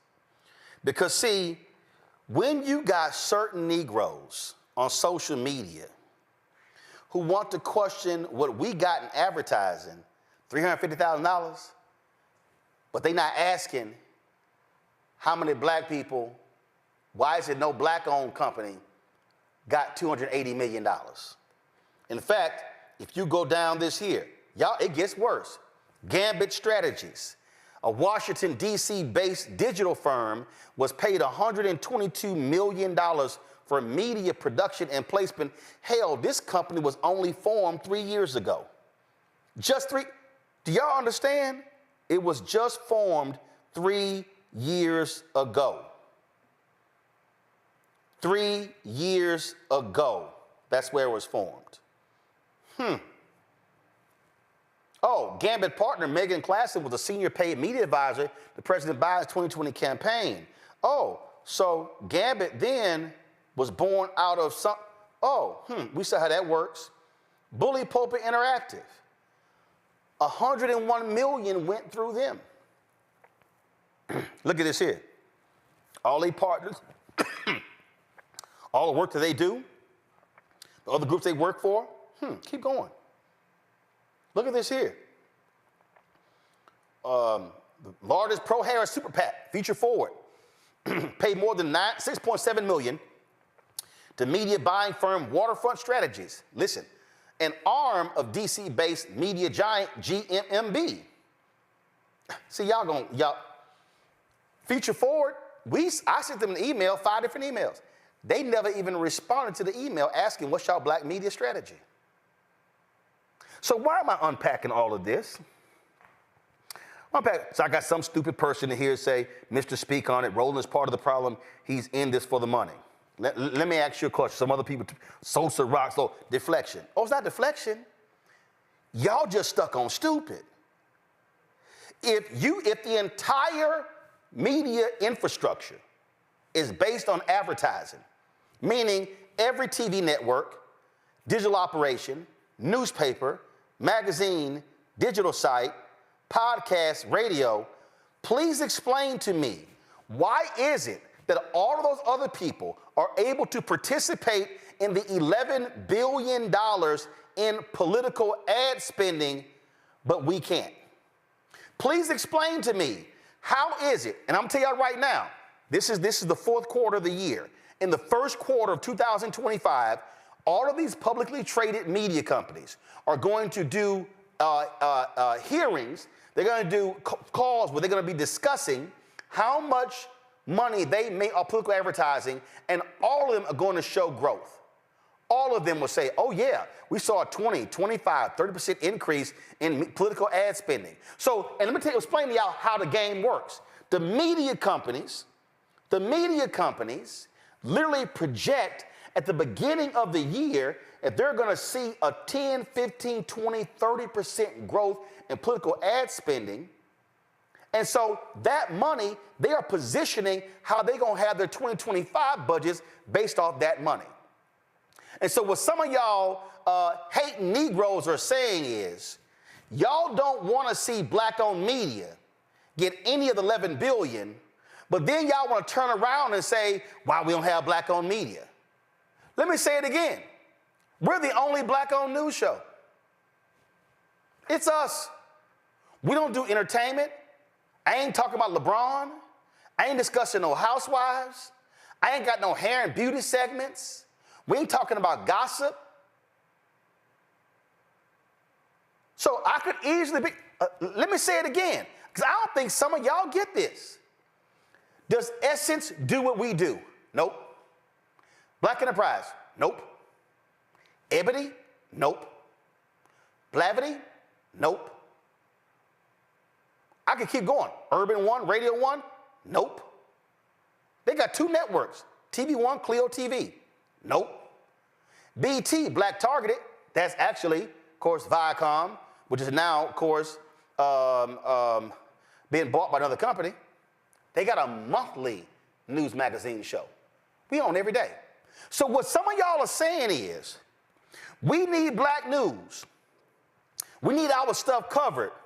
Oh, but you shouldn't get paid any advertising money. Everybody else should. That's some bullshit. See, so if you apply that logic to the campaigns, then the same Negroes, the same hate Negroes, oh, you shouldn't get money from General Motors, from McDonald's, from Verizon, from Amazon. You should, well, please explain to me how you're going to actually build a media company if you are not a participant in the $674 billion that is spent every single year on advertising. And again, just for the people who, because y'all been hearing me talk about this as well, and just for the people out here who, again, are clueless, who don't understand how these things work, I'm not just talking about the general market. Boom, go to my iPad. Federal advertising, contracting with small disadvantaged businesses and those owned by minorities and women has increased in recent years. Look at this here. The federal government spends $1 billion on advertising contracts. And then it shows exactly, look at this here. The percentage that went to minorities and women averaged about 13% over the past 5 years. This is fiscal years 2013 and 2017. The problem is, if you break out women out of this here, the minority number is ridiculously small. So even when the federal government spends money, we are getting less money. We're getting the same money. Do y'all know why? Because the same ad agencies that control the general market, they control the federal dollars. I'll give you a perfect example. When we launched Black Star Network, I'm gonna go to my panel in a second. When we launched Black Star Network, I met with Group M, an ad agency. I showed them the slate of shows. Oh, no. We need to see the content. Okay, we launched the shows. They promised we were gonna get ad spending. I got the emails. We met with them in 2021, 2022, 2023, 2024. You know how much money we got in ad spending from Group M since we first met with them? And we met with all of them. Nelson, Cynthia, Gonzalo, Kurt McDonald was a brother. He was the president. He black. Met with all of them. You know how much we got? Zero.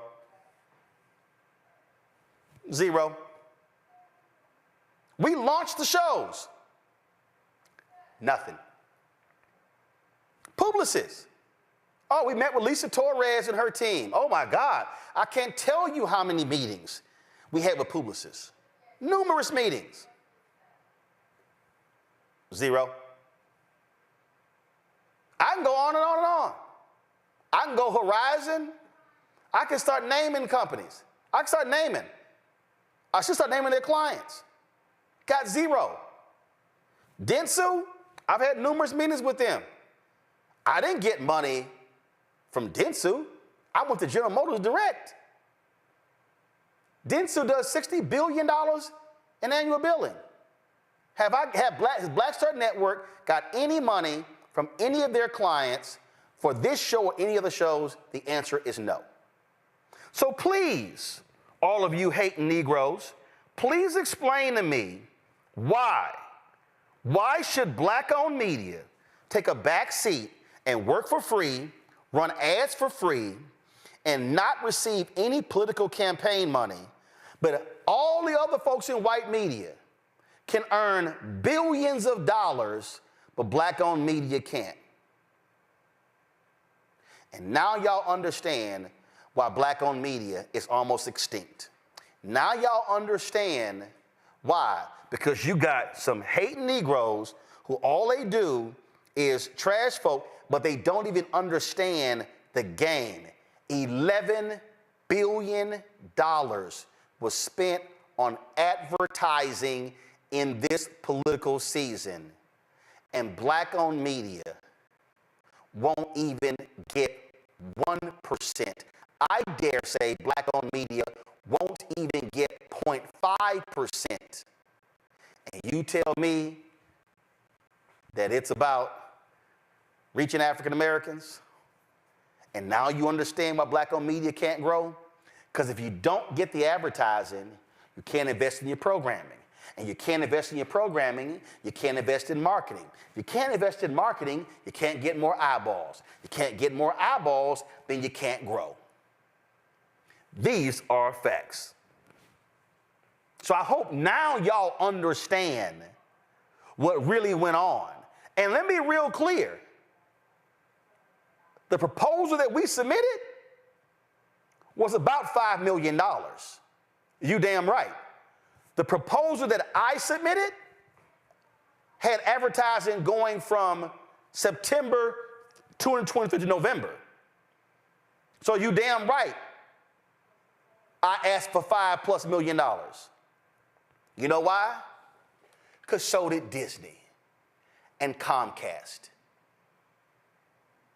as well as Viacom and Paramount and Warner Discovery and every other media company.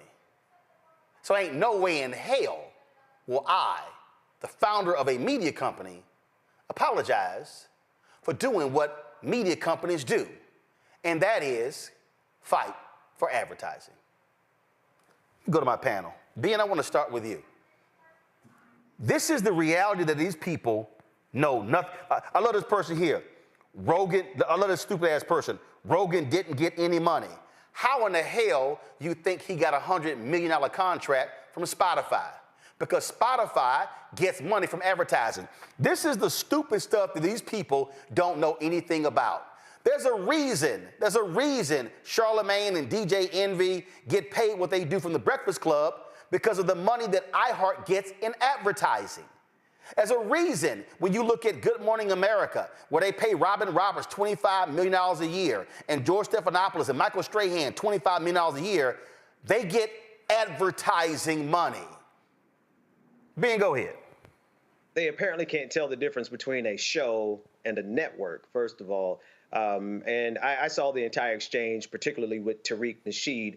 I think he should tread carefully in this conversation, since he has audio out of him saying where he got offered money from white supremacists. Whether or not he took it, that's a question for another day. Perhaps that's how he thinks you should have funded your show, your network, Roland, by taking money from white folks.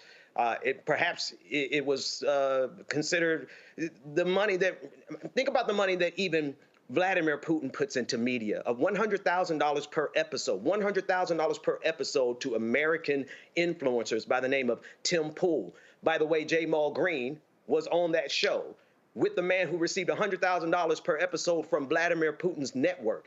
Money is always spent in advertising, and it's always spent to spread the word. That's the only way it's going to get out. And that's exactly how they strangle the black message. That's how they kill the black message. They would rather you go get a watered down message from Charlemagne the God through white people, through white dollars, through a white company, than to come directly to a black media network. Why? Because it's going to be filtered. And it's not going to be until the end of the election season when Charlemagne the God decides to go out and say something positive and say his own message. But all the way through the entire season, the message was carefully curated by iHeartMedia. right? And this is why we have so many black folks who thought that the thing to do was to sit out this election because it was the more sophisticated, the more intellectual thing to do, because they continue to get their messages funneled through white folks. Would they have been better? Would they have been okay if there was a white intercessor for you and that perhaps you would have gotten the money from a white person passed down to you, Roland Martin? That's what people like Tariq Nasheed, J. Mal Green, that's what they're saying. See, here's the whole deal. Listen, y'all, I'm trying to explain. What these people don't understand, Larry, and Charlemagne works for iHeartRadio. They own the Breakfast Club. That's fine. He can say whatever he wants. But the reality is iHeartRadio gets advertising money. It does. If I pull up right now, matter of fact, if I pull up, if I just pull up, and it's just a fact, it's just a fact, it's just a fact that when you look at these media companies, they actually make their money from advertising. That's where their money comes from. iHeartMedia is a publicly traded company. That's what they are. And so they make revenue. And the reality is you can't grow a business unless you grow revenue. This show right here, this is iHeartMedia stock. It's right there. And there's nothing wrong with that. Urban One is a publicly traded media company. Comcast, publicly traded media company. Netflix, publicly traded media company. Disney, publicly traded media company. I can go on. Warner Discovery, publicly traded media company. Lionsgate, publicly traded media company. This is what happens. This is why, and I got no problem saying this, Larry, since some of y'all just don't get this, let me show y'all this here. This right here is the stock of Netflix, right here. $871.32 a share.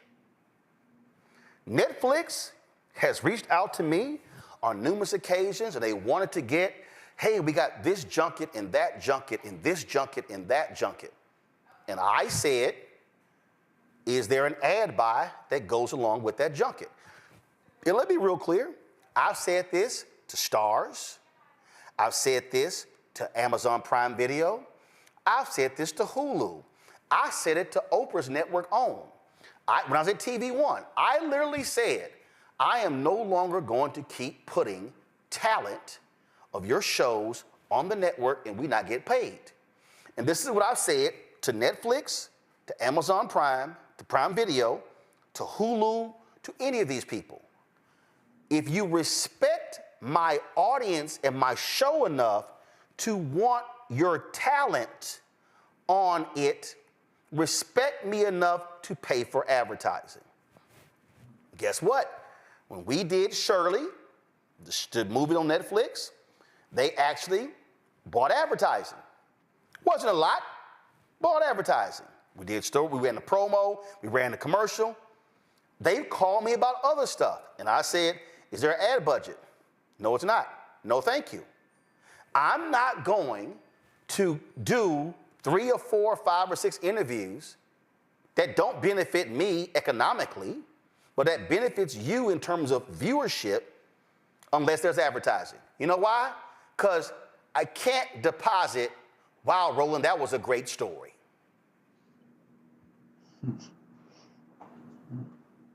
Yeah, so Roland, I think people are missing something. You're CEO and owner of a multimedia company. I mean, that's first and foremost your job. You have bills to pay and people to take care of who have lives and are professionals. The other thing, Roland, is when this is general conversation, and I follow you on various social media platforms. One of the things that really troubles me is as a black man is the level of anti-blackness that I see on social media, particularly platforms like formerly Twitter, now X. Also, that these platforms have given people an opportunity to criticize, critique, which is fine, but really root themselves in these anti-black ideas that are harmful to the black community. Listen, if you have a fair critique sure, I know you like more anyone else, we're more than willing to hear that out. But when it comes to these gotcha moments on social media, with, like you said, no context to, why the money was, was sent by the campaigns, and the idea that if you truly believe in Black investment and Black Wall Street, so to speak, then you should be having a problem with a Black owner of a platform that provides information to millions of Americans, particularly members of the Black community, in terms of politics, culture, or various other issues. You shouldn't have a problem with it. Also, considering the changes about to occur over the next couple of weeks, you need to focus your energy on the things that will make our lives far more difficult in January, in a little over a month, 2 months from now. So once again, we need to really shift this focus. And this, like I said, these ideas are rooted in anti-Blackness, and focus on dismantling white supremacy, which is truly the problem. And we should be uplifting and supporting Black-owned businesses and investing in them, instead of, once again, playing this gotcha game. And I'll go back to my point. Social media is giving platforms to a lot of folks who really have no idea what they're saying. They put something out there, and then they just consistently defend it without acknowledging, like, hey, listen, I was wrong. And so I'm glad you unpacked, what you talked about in terms of the ad buy. I knew what it was when I read the article in the New York Times. But unfortunately, once again, a lot of these ideas are rooted in anti-Blackness, and these people are about a paycheck, and they're not really concerned about the challenges and issues that confront the Black community. No, they haven't built anything. They haven't started anything. They haven't grown anything. But then they complain, we're not getting our stuff covered. Why is it not getting covered? It's not getting covered because they don't care. We do stuff in fact, we got a segment coming up. That's our marketplace segment. We feature Black-owned companies every week on this show. Please show me a network in America that features Black-owned companies. I don't charge them to come on the show. But again, this is just the illogic that happens. And so you got hating Negroes, Mustafa, and I ignore them. I ignore them, have always ignored them. These are the same people who said this show was not going to be successful. These are the same people who said it was never going to grow, it was never going to be able to be built. And the fact of the matter is, we have built it. And we're not going to stop, but our people need to understand there is an economy. There is an entire media complex that is built around political ad spending every 2 years for the midterms, every 4 years for the presidential race, and billions are spent every year, and Black-owned media is locked out of it. And then we have these hating Negroes who are tripping because literally we're getting crumbs, and they're like, oh, how dare you? Yeah, I always see everything as an educational moment, and I'm hoping that some of the information that you share, because nobody's going to take 100% of the information, is hopefully going to help people to have a better understanding of what's actually happening in this space and the strategies that are out there to limit our participation. Because people understand that if they can limit us economically, then it creates so many other dynamics that makes it difficult for us to thrive, right? So many folks are just grounded and anchored in survival, and we're trying to break that paradigm. A part of that is people talk about liberation, and they want liberation. Well, liberation is a part of that is economic justice, and we're talking about making sure that our folks have a fair opportunity to be able to participate in these processes fairly and make sure that there's equality in there. The other part of it, Roland, is that many people don't get a chance to see what's going on behind the scenes and how many Black folks you actually hire. I remember the first time that I came to the studio and being able to look behind the cameras and see all those Black faces that were garnering, new skills and being able to help share in the creation of these stories that you put out there for folks. So that is a part of addressing the Black wealth gap that exists inside of our country, but folks don't ever get a chance to see that. They also don't get a chance to see, individuals like me who work in communities, and I'm walking to, an event, and then I come around the turn and you're there actually filming, and you're the only one who's there filming, sharing those stories that are happening inside of our communities, both the impacts, the opportunities, and how people are being transformational, but nobody ever gets a chance to see that. So if we truly love each other, we talk about Black love all the time, and sometimes it's harder to see it because we're so continually tearing each other down while other people are stacking dollars because we are focusing on folks inside of our own community and being an impediment to them being able to move forward.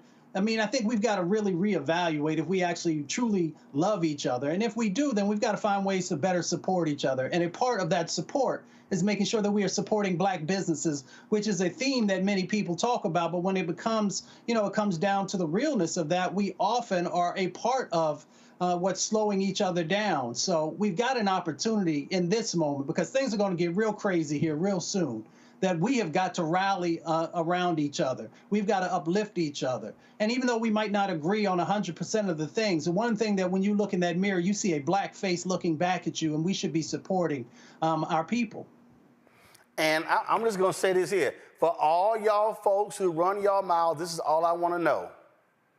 When your ass get in trouble, who you going to call? When white mainstream media don't even respond to your email. Because, see, I get the emails every day. My son is in jail. I lost a job because of discrimination. I want to file a lawsuit. I get stuff every single day. So if we're not impactful, why do folks email us constantly and call us? Why do they stop us on the street? But again, this is all I want hateful Negroes to answer. Please show me what other Black-owned media company devotes this much time to Black news every single day, 7 days a week, 365 days a year. Take your time. See, I don't worry about what other people are doing. I focus on what we are doing. And I'm gonna tell you right now, we're gonna keep building. And we're gonna keep demanding advertising money. And I'm gonna keep fighting these ad agencies, all of them. I'm talking about Group M. I'm talking about Publicis. I'm talking about Horizon. I'm gonna go down the line. And I'm gonna tell you right now, these political media companies, we coming after y'all too. Because y'all been freezing out Black media companies. Y'all been freezing out Black-owned ad agencies, not even returning emails, not even giving them the courtesy of a response. And you think for a second, and just so y'all know, when you talk about doing $300 million in billing, and they start pulling, let me tell you what they do. They do their 10, 12, 15%, then they send some of the stuff to another company, and then they get their cut, and they own that company too. So these Democrat media companies are earning $20, $30, $40, $50 million in billing off of these political campaigns. And you didn't see a Black-owned company in that top 5, did you? No, you didn't. So don't think for a second that we're gonna stop. So I don't really give a damn what Tariq or Jamal or Marcel or any of y'all. I really don't give a damn what any of y'all think. Because we are doing the work that Frederick Douglass did, Ida B. Wells Barnett did, Robert Abbott did, Charlotta Bass did, John Sinstack, John H. Johnson, Butch Graves. We doing that work. And we don't care what the critics have to say, because the people stand with us and they see the end result of that work every single Black ass day. I'll be right back.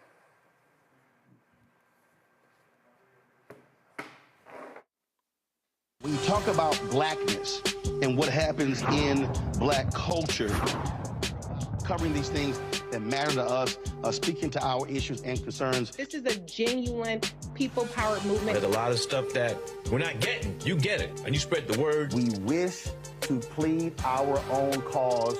Too long have others spoken for us. We cannot tell our own story if we can't pay for it. This is about covering us. Invest in black-owned media. Your dollars matter. We don't have to keep asking them to cover our stuff. So please support us in what we do, folks.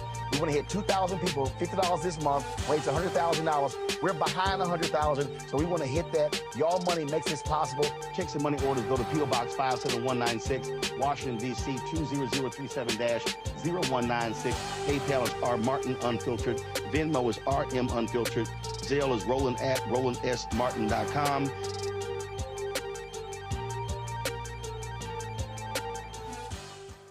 What's up, y'all? Look, Fanbase is more than a platform. It's a movement to empower creators, offering a unique opportunity for everyday people to invest in Black-owned tech, infrastructure, and help shape the future of social media. Investing in technology is essential for creating long-term wealth and influence in the digital age. The Black community must not only consume tech, we must own it. Discover how equity crowdfunding can serve as a powerful tool for funding Black businesses, allowing entrepreneurs to raise capital directly through their community through the Jobs Act.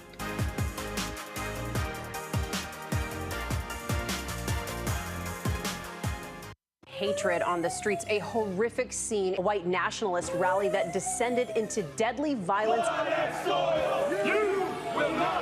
White people are losing their damn minds.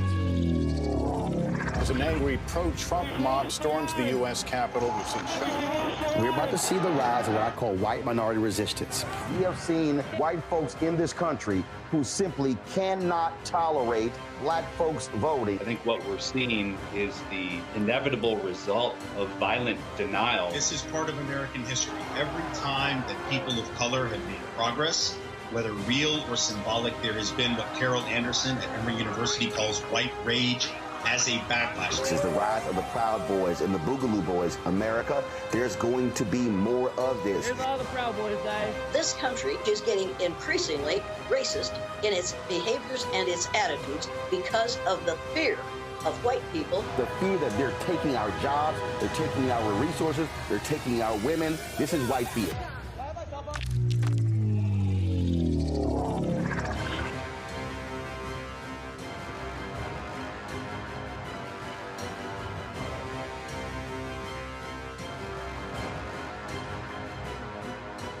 Hi, I'm Dr. Jackie Hood Martin, and I have a question for you. Ever feel as if your life is teetering and the weight and pressure of the world is consistently on your shoulders? Well, let me tell you, living a balanced life isn't easy. Join me each Tuesday on Black Star Network for A Balanced Life with Dr. Jackie. We'll laugh together, cry together, pull ourselves together, and cheer each other on. So join me for new shows each Tuesday on Black Star Network, A Balanced Life with Dr. Jackie.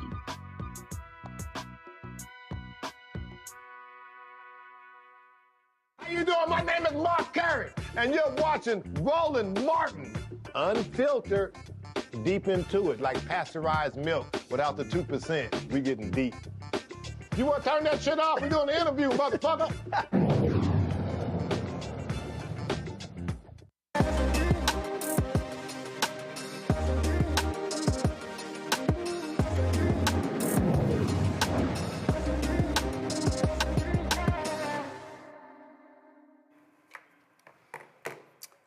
A family of 5 lawyers have developed Crime, No Crime, a legal game to educate youth on the ins and outs of the law. The Johnson family includes a criminal district court judge, a prosecutor, a criminal defense attorney, and corporate lawyer with more than 100 years of legal experience. Crime, No Crime is the only game of its kind, and the creators say it has a real-life impact. Joining me now is Eartha Jean Johnson, president and CEO of Legal Watch, and the vice president, her husband, Lonnie. How y'all doing? Doing great. How are you? Doing great. All right. So, first of all, that's a whole lot of lawyers in the family. So how did this come about? Were y'all sitting around Thanksgiving, Christmas, and folk were going back and forth, and then all of a sudden it was like, yo, let's do this game? No, I wish that were the case. It's just that because we're a family of lawyers, we get calls all the time when someone's in trouble. They just, hey, call one of them.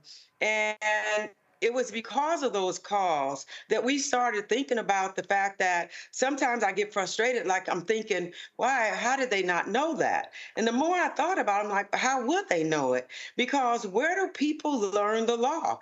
You know, we hear all the time that ignorance of the law is no defense, but it's 100%, or I said devastating reality that's led to the mass incarceration of far too many of our young kids. So that's kind of what kind of got it going. And this was a vision like really like, I would say 10, 15 years ago, but just never had the time to work on it. And some events happened in life and I got the time and we pulled together and came up with this game. So when was it launched? When did you start it? Hasn't been quite a year yet. We started last year. I guess we got our first real batch right around Christmas time. So not quite a year. It took us like 5 years actually to make it, because when we got into the game, what started happening is we thought it was going to be easy with all of us, but the laws in every state, as you know, are different. And because those laws are different, we had to research and find what is the law in the majority of states. So those are the answers on the crime, no crime questions. How many units have y'all moved so far? Wow, I would say right at 8,000, you know. So it's been a lot. It's been a long journey, and that was helped with the CBC. They got games for some of the youth and gave them out, so that was really helpful. So so what really constitutes the game? So what's I'm looking in here. So we've got so you've got your of course your sand, if you will, your timer, if you will, right here. Yeah. And so then you got how it's played. then you got these cards. How it go? Yeah, it's 250 questions. And how those questions work, we were very intentional with the game. It wasn't a game just to be a game. And so how it goes is, if you think of the Family Feud, just envision that. It's played a lot like that. Okay. So you have two teams of up to 4 people per team. The first person up will get the question, crime or no crime. And I'll give you one just for the sake of giving you one. Running someone off the road who cuts you off in traffic and no one's injured. So the first person up would get to say whether that's a crime or not. So Mr. Martin, what would you think? Is it a crime or not? Running someone off the road who cuts you off in traffic and no one's injured, you both go on your merry way. Crime or no crime? Hell yeah, that's a crime. Yeah, reckless driving. Okay, that's what you think. Okay, and that's the second part. So what we figured out is most people figure out they've committed a crime by the facts, but they don't appreciate the gravity of their conduct. When we get the call from the parents, the grandparents, whomever, is always, my child's been arrested. They weren't there. They didn't have a gun. They don't understand. So the second part of that would be you have to name the most severe thing you could be charged with. You don't name, and your team 20 seconds to confer. That's what those little timers were for. And if you don't, in 20 seconds, if your team don't get the most severe crime, team 2 can steal those points, because we're trying to reward people for knowing the gravity of the conduct. So you said reckless driving. That didn't even make our list. So the second team, and I'm just giving you a hard time, it actually is there. The second team, if they said, you want to take a second guess of what you think it could be? No, go ahead. How about aggravated assault with a deadly weapon? What we're trying to do is trying to let our kids know it's not just the knives, not just the guns, but your car could be a deadly weapon. And then most people, they'll give a misdemeanor, saying reckless driving, road rage, or something like that. But it's actually a felony, and an aggravated one at that. So the game not only teaches them the law, but the impact of their actions, so they don't end up engaging in conduct that unwittingly not knowing that it's an actual crime. All right, then. I'll try another one on you if you want to hear. Actually, I'm going to go to questions from my panel. So let me start. I'm going to start with Professor Larry Walker first. Yeah. So yeah, thank you for the game, and I'm just curious. You mentioned the young people a lot, and it makes sense to make sure that they have access to much information as possible. When you were developing the game, creating it the way what you have so far, did you seek a lot of insight from young people in terms of developing some of the information? Yes, if you look at the box, all the names on there are young people who had input into this game. All our grandkids, in fact, a lot of the names, the name itself or the theme on the box actually comes from one of our grandkids. We had a different name, and he looked at it and he said, I just don't think that's going to help. That's going to be attractive to people in my age group, 11, and actually younger than what the game is designed for. But he came to the part that said, play your cards right. We had something totally different there. So there was a lot of input from the design of the box to actually input on questions. A lot of the questions came from experiences they had. For example, one of the questions deals with having a police officer provide questions to a school principal, and the school principal asks you questions that the police officer couldn't ask without a parent being there. And crime is perfectly legitimate for the school principal to do that. And so the people need to know that so they can instruct their kids that they can always say to a principal investigating something, I would rather not have any conversations or answer any questions until my parents are here. Because so many times our kids are now being given criminal records at age 11 and 12 and 13 because they don't know that they have the right to not say anything. All right, let's see here. Mustafa. Yeah, well, Mr. and Mrs. Johnson, thank you for this. Having a working knowledge of the law is incredibly important. I'm curious, after moving around 8,000 units, have you had any testimonials from folks about how it has played a role in their families' lives or others who they interact with?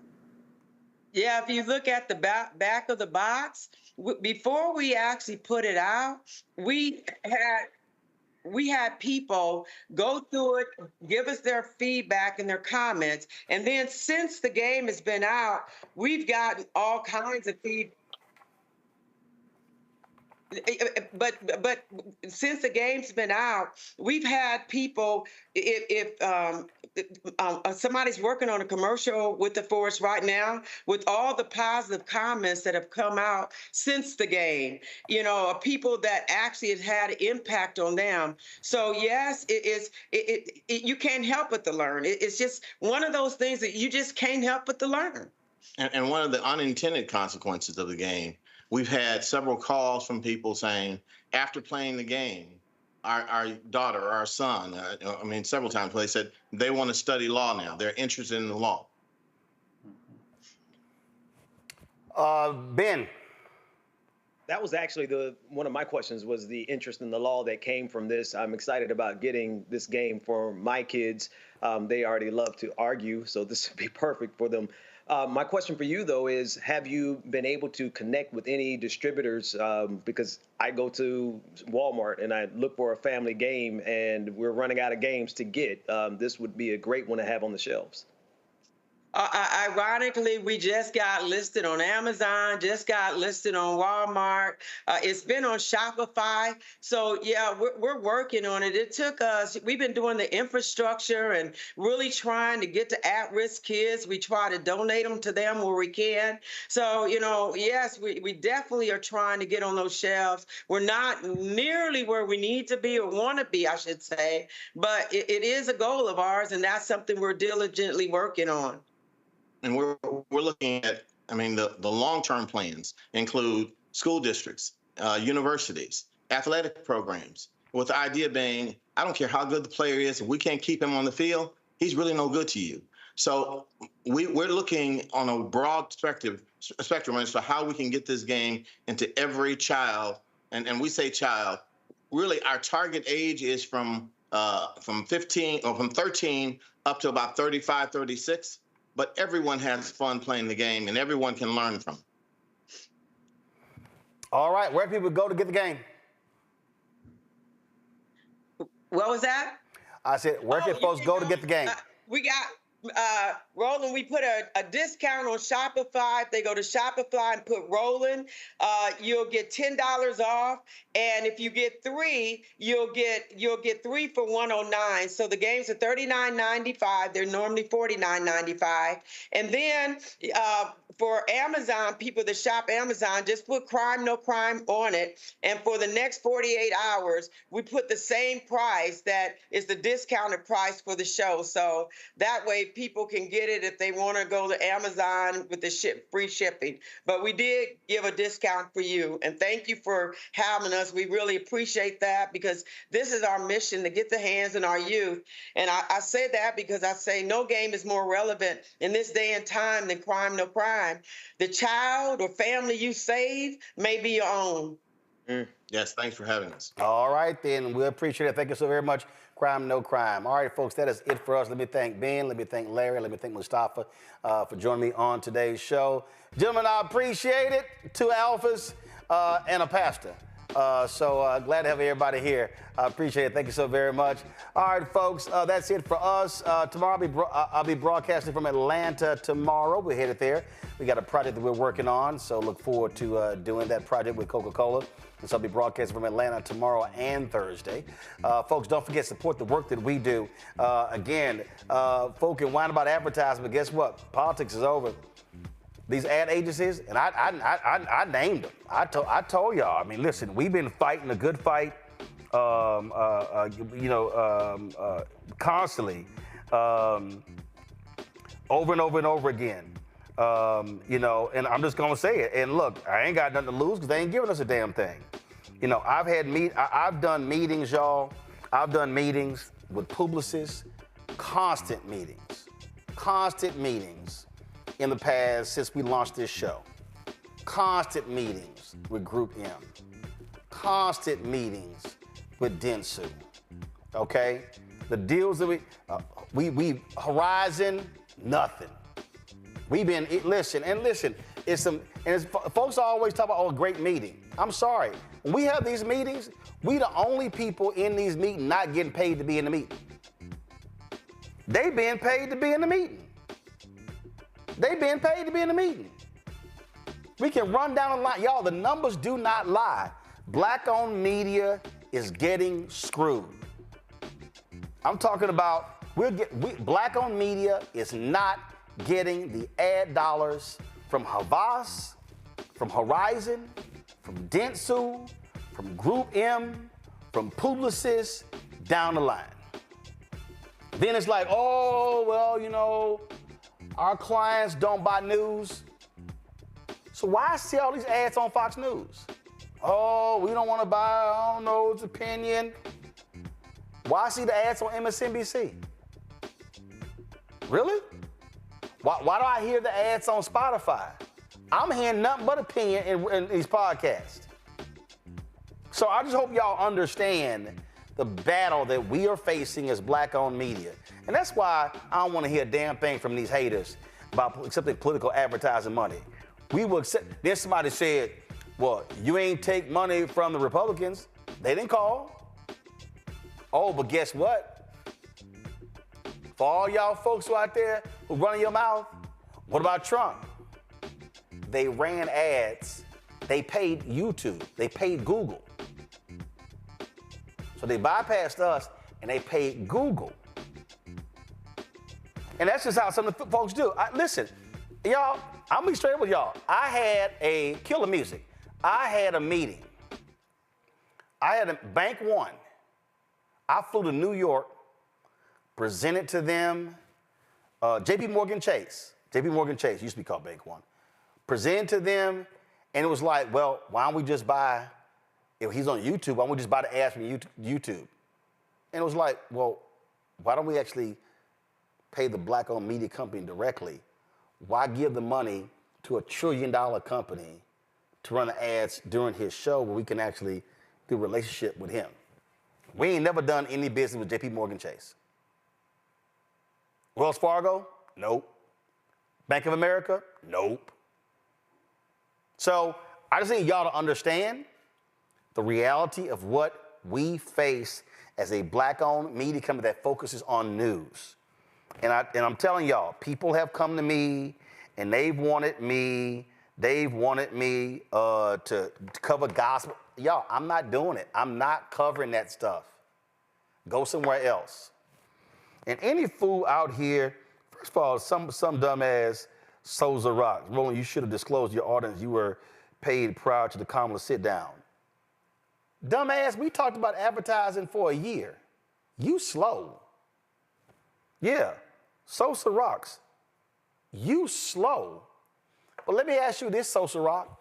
Since you got an opinion, Sosa rocks. Did Fox News disclose to you how much advertising they got money before they interviewed Trump or J.D. Vance? Come on, Sosa rocks. Did CNN disclose to you how much money they got in advertising before they interviewed somebody? Did Salem Radio, did Sinclair Television? I can keep going, Sosa rocks. Yeah, I thought so.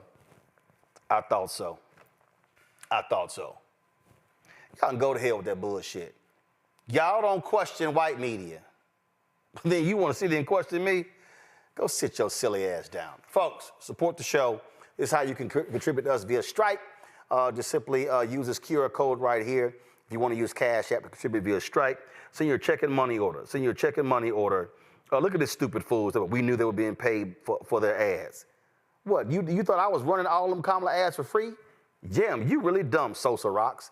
Send your check and money order, P.O. Box 57196, Washington, D.C., 20037-0196.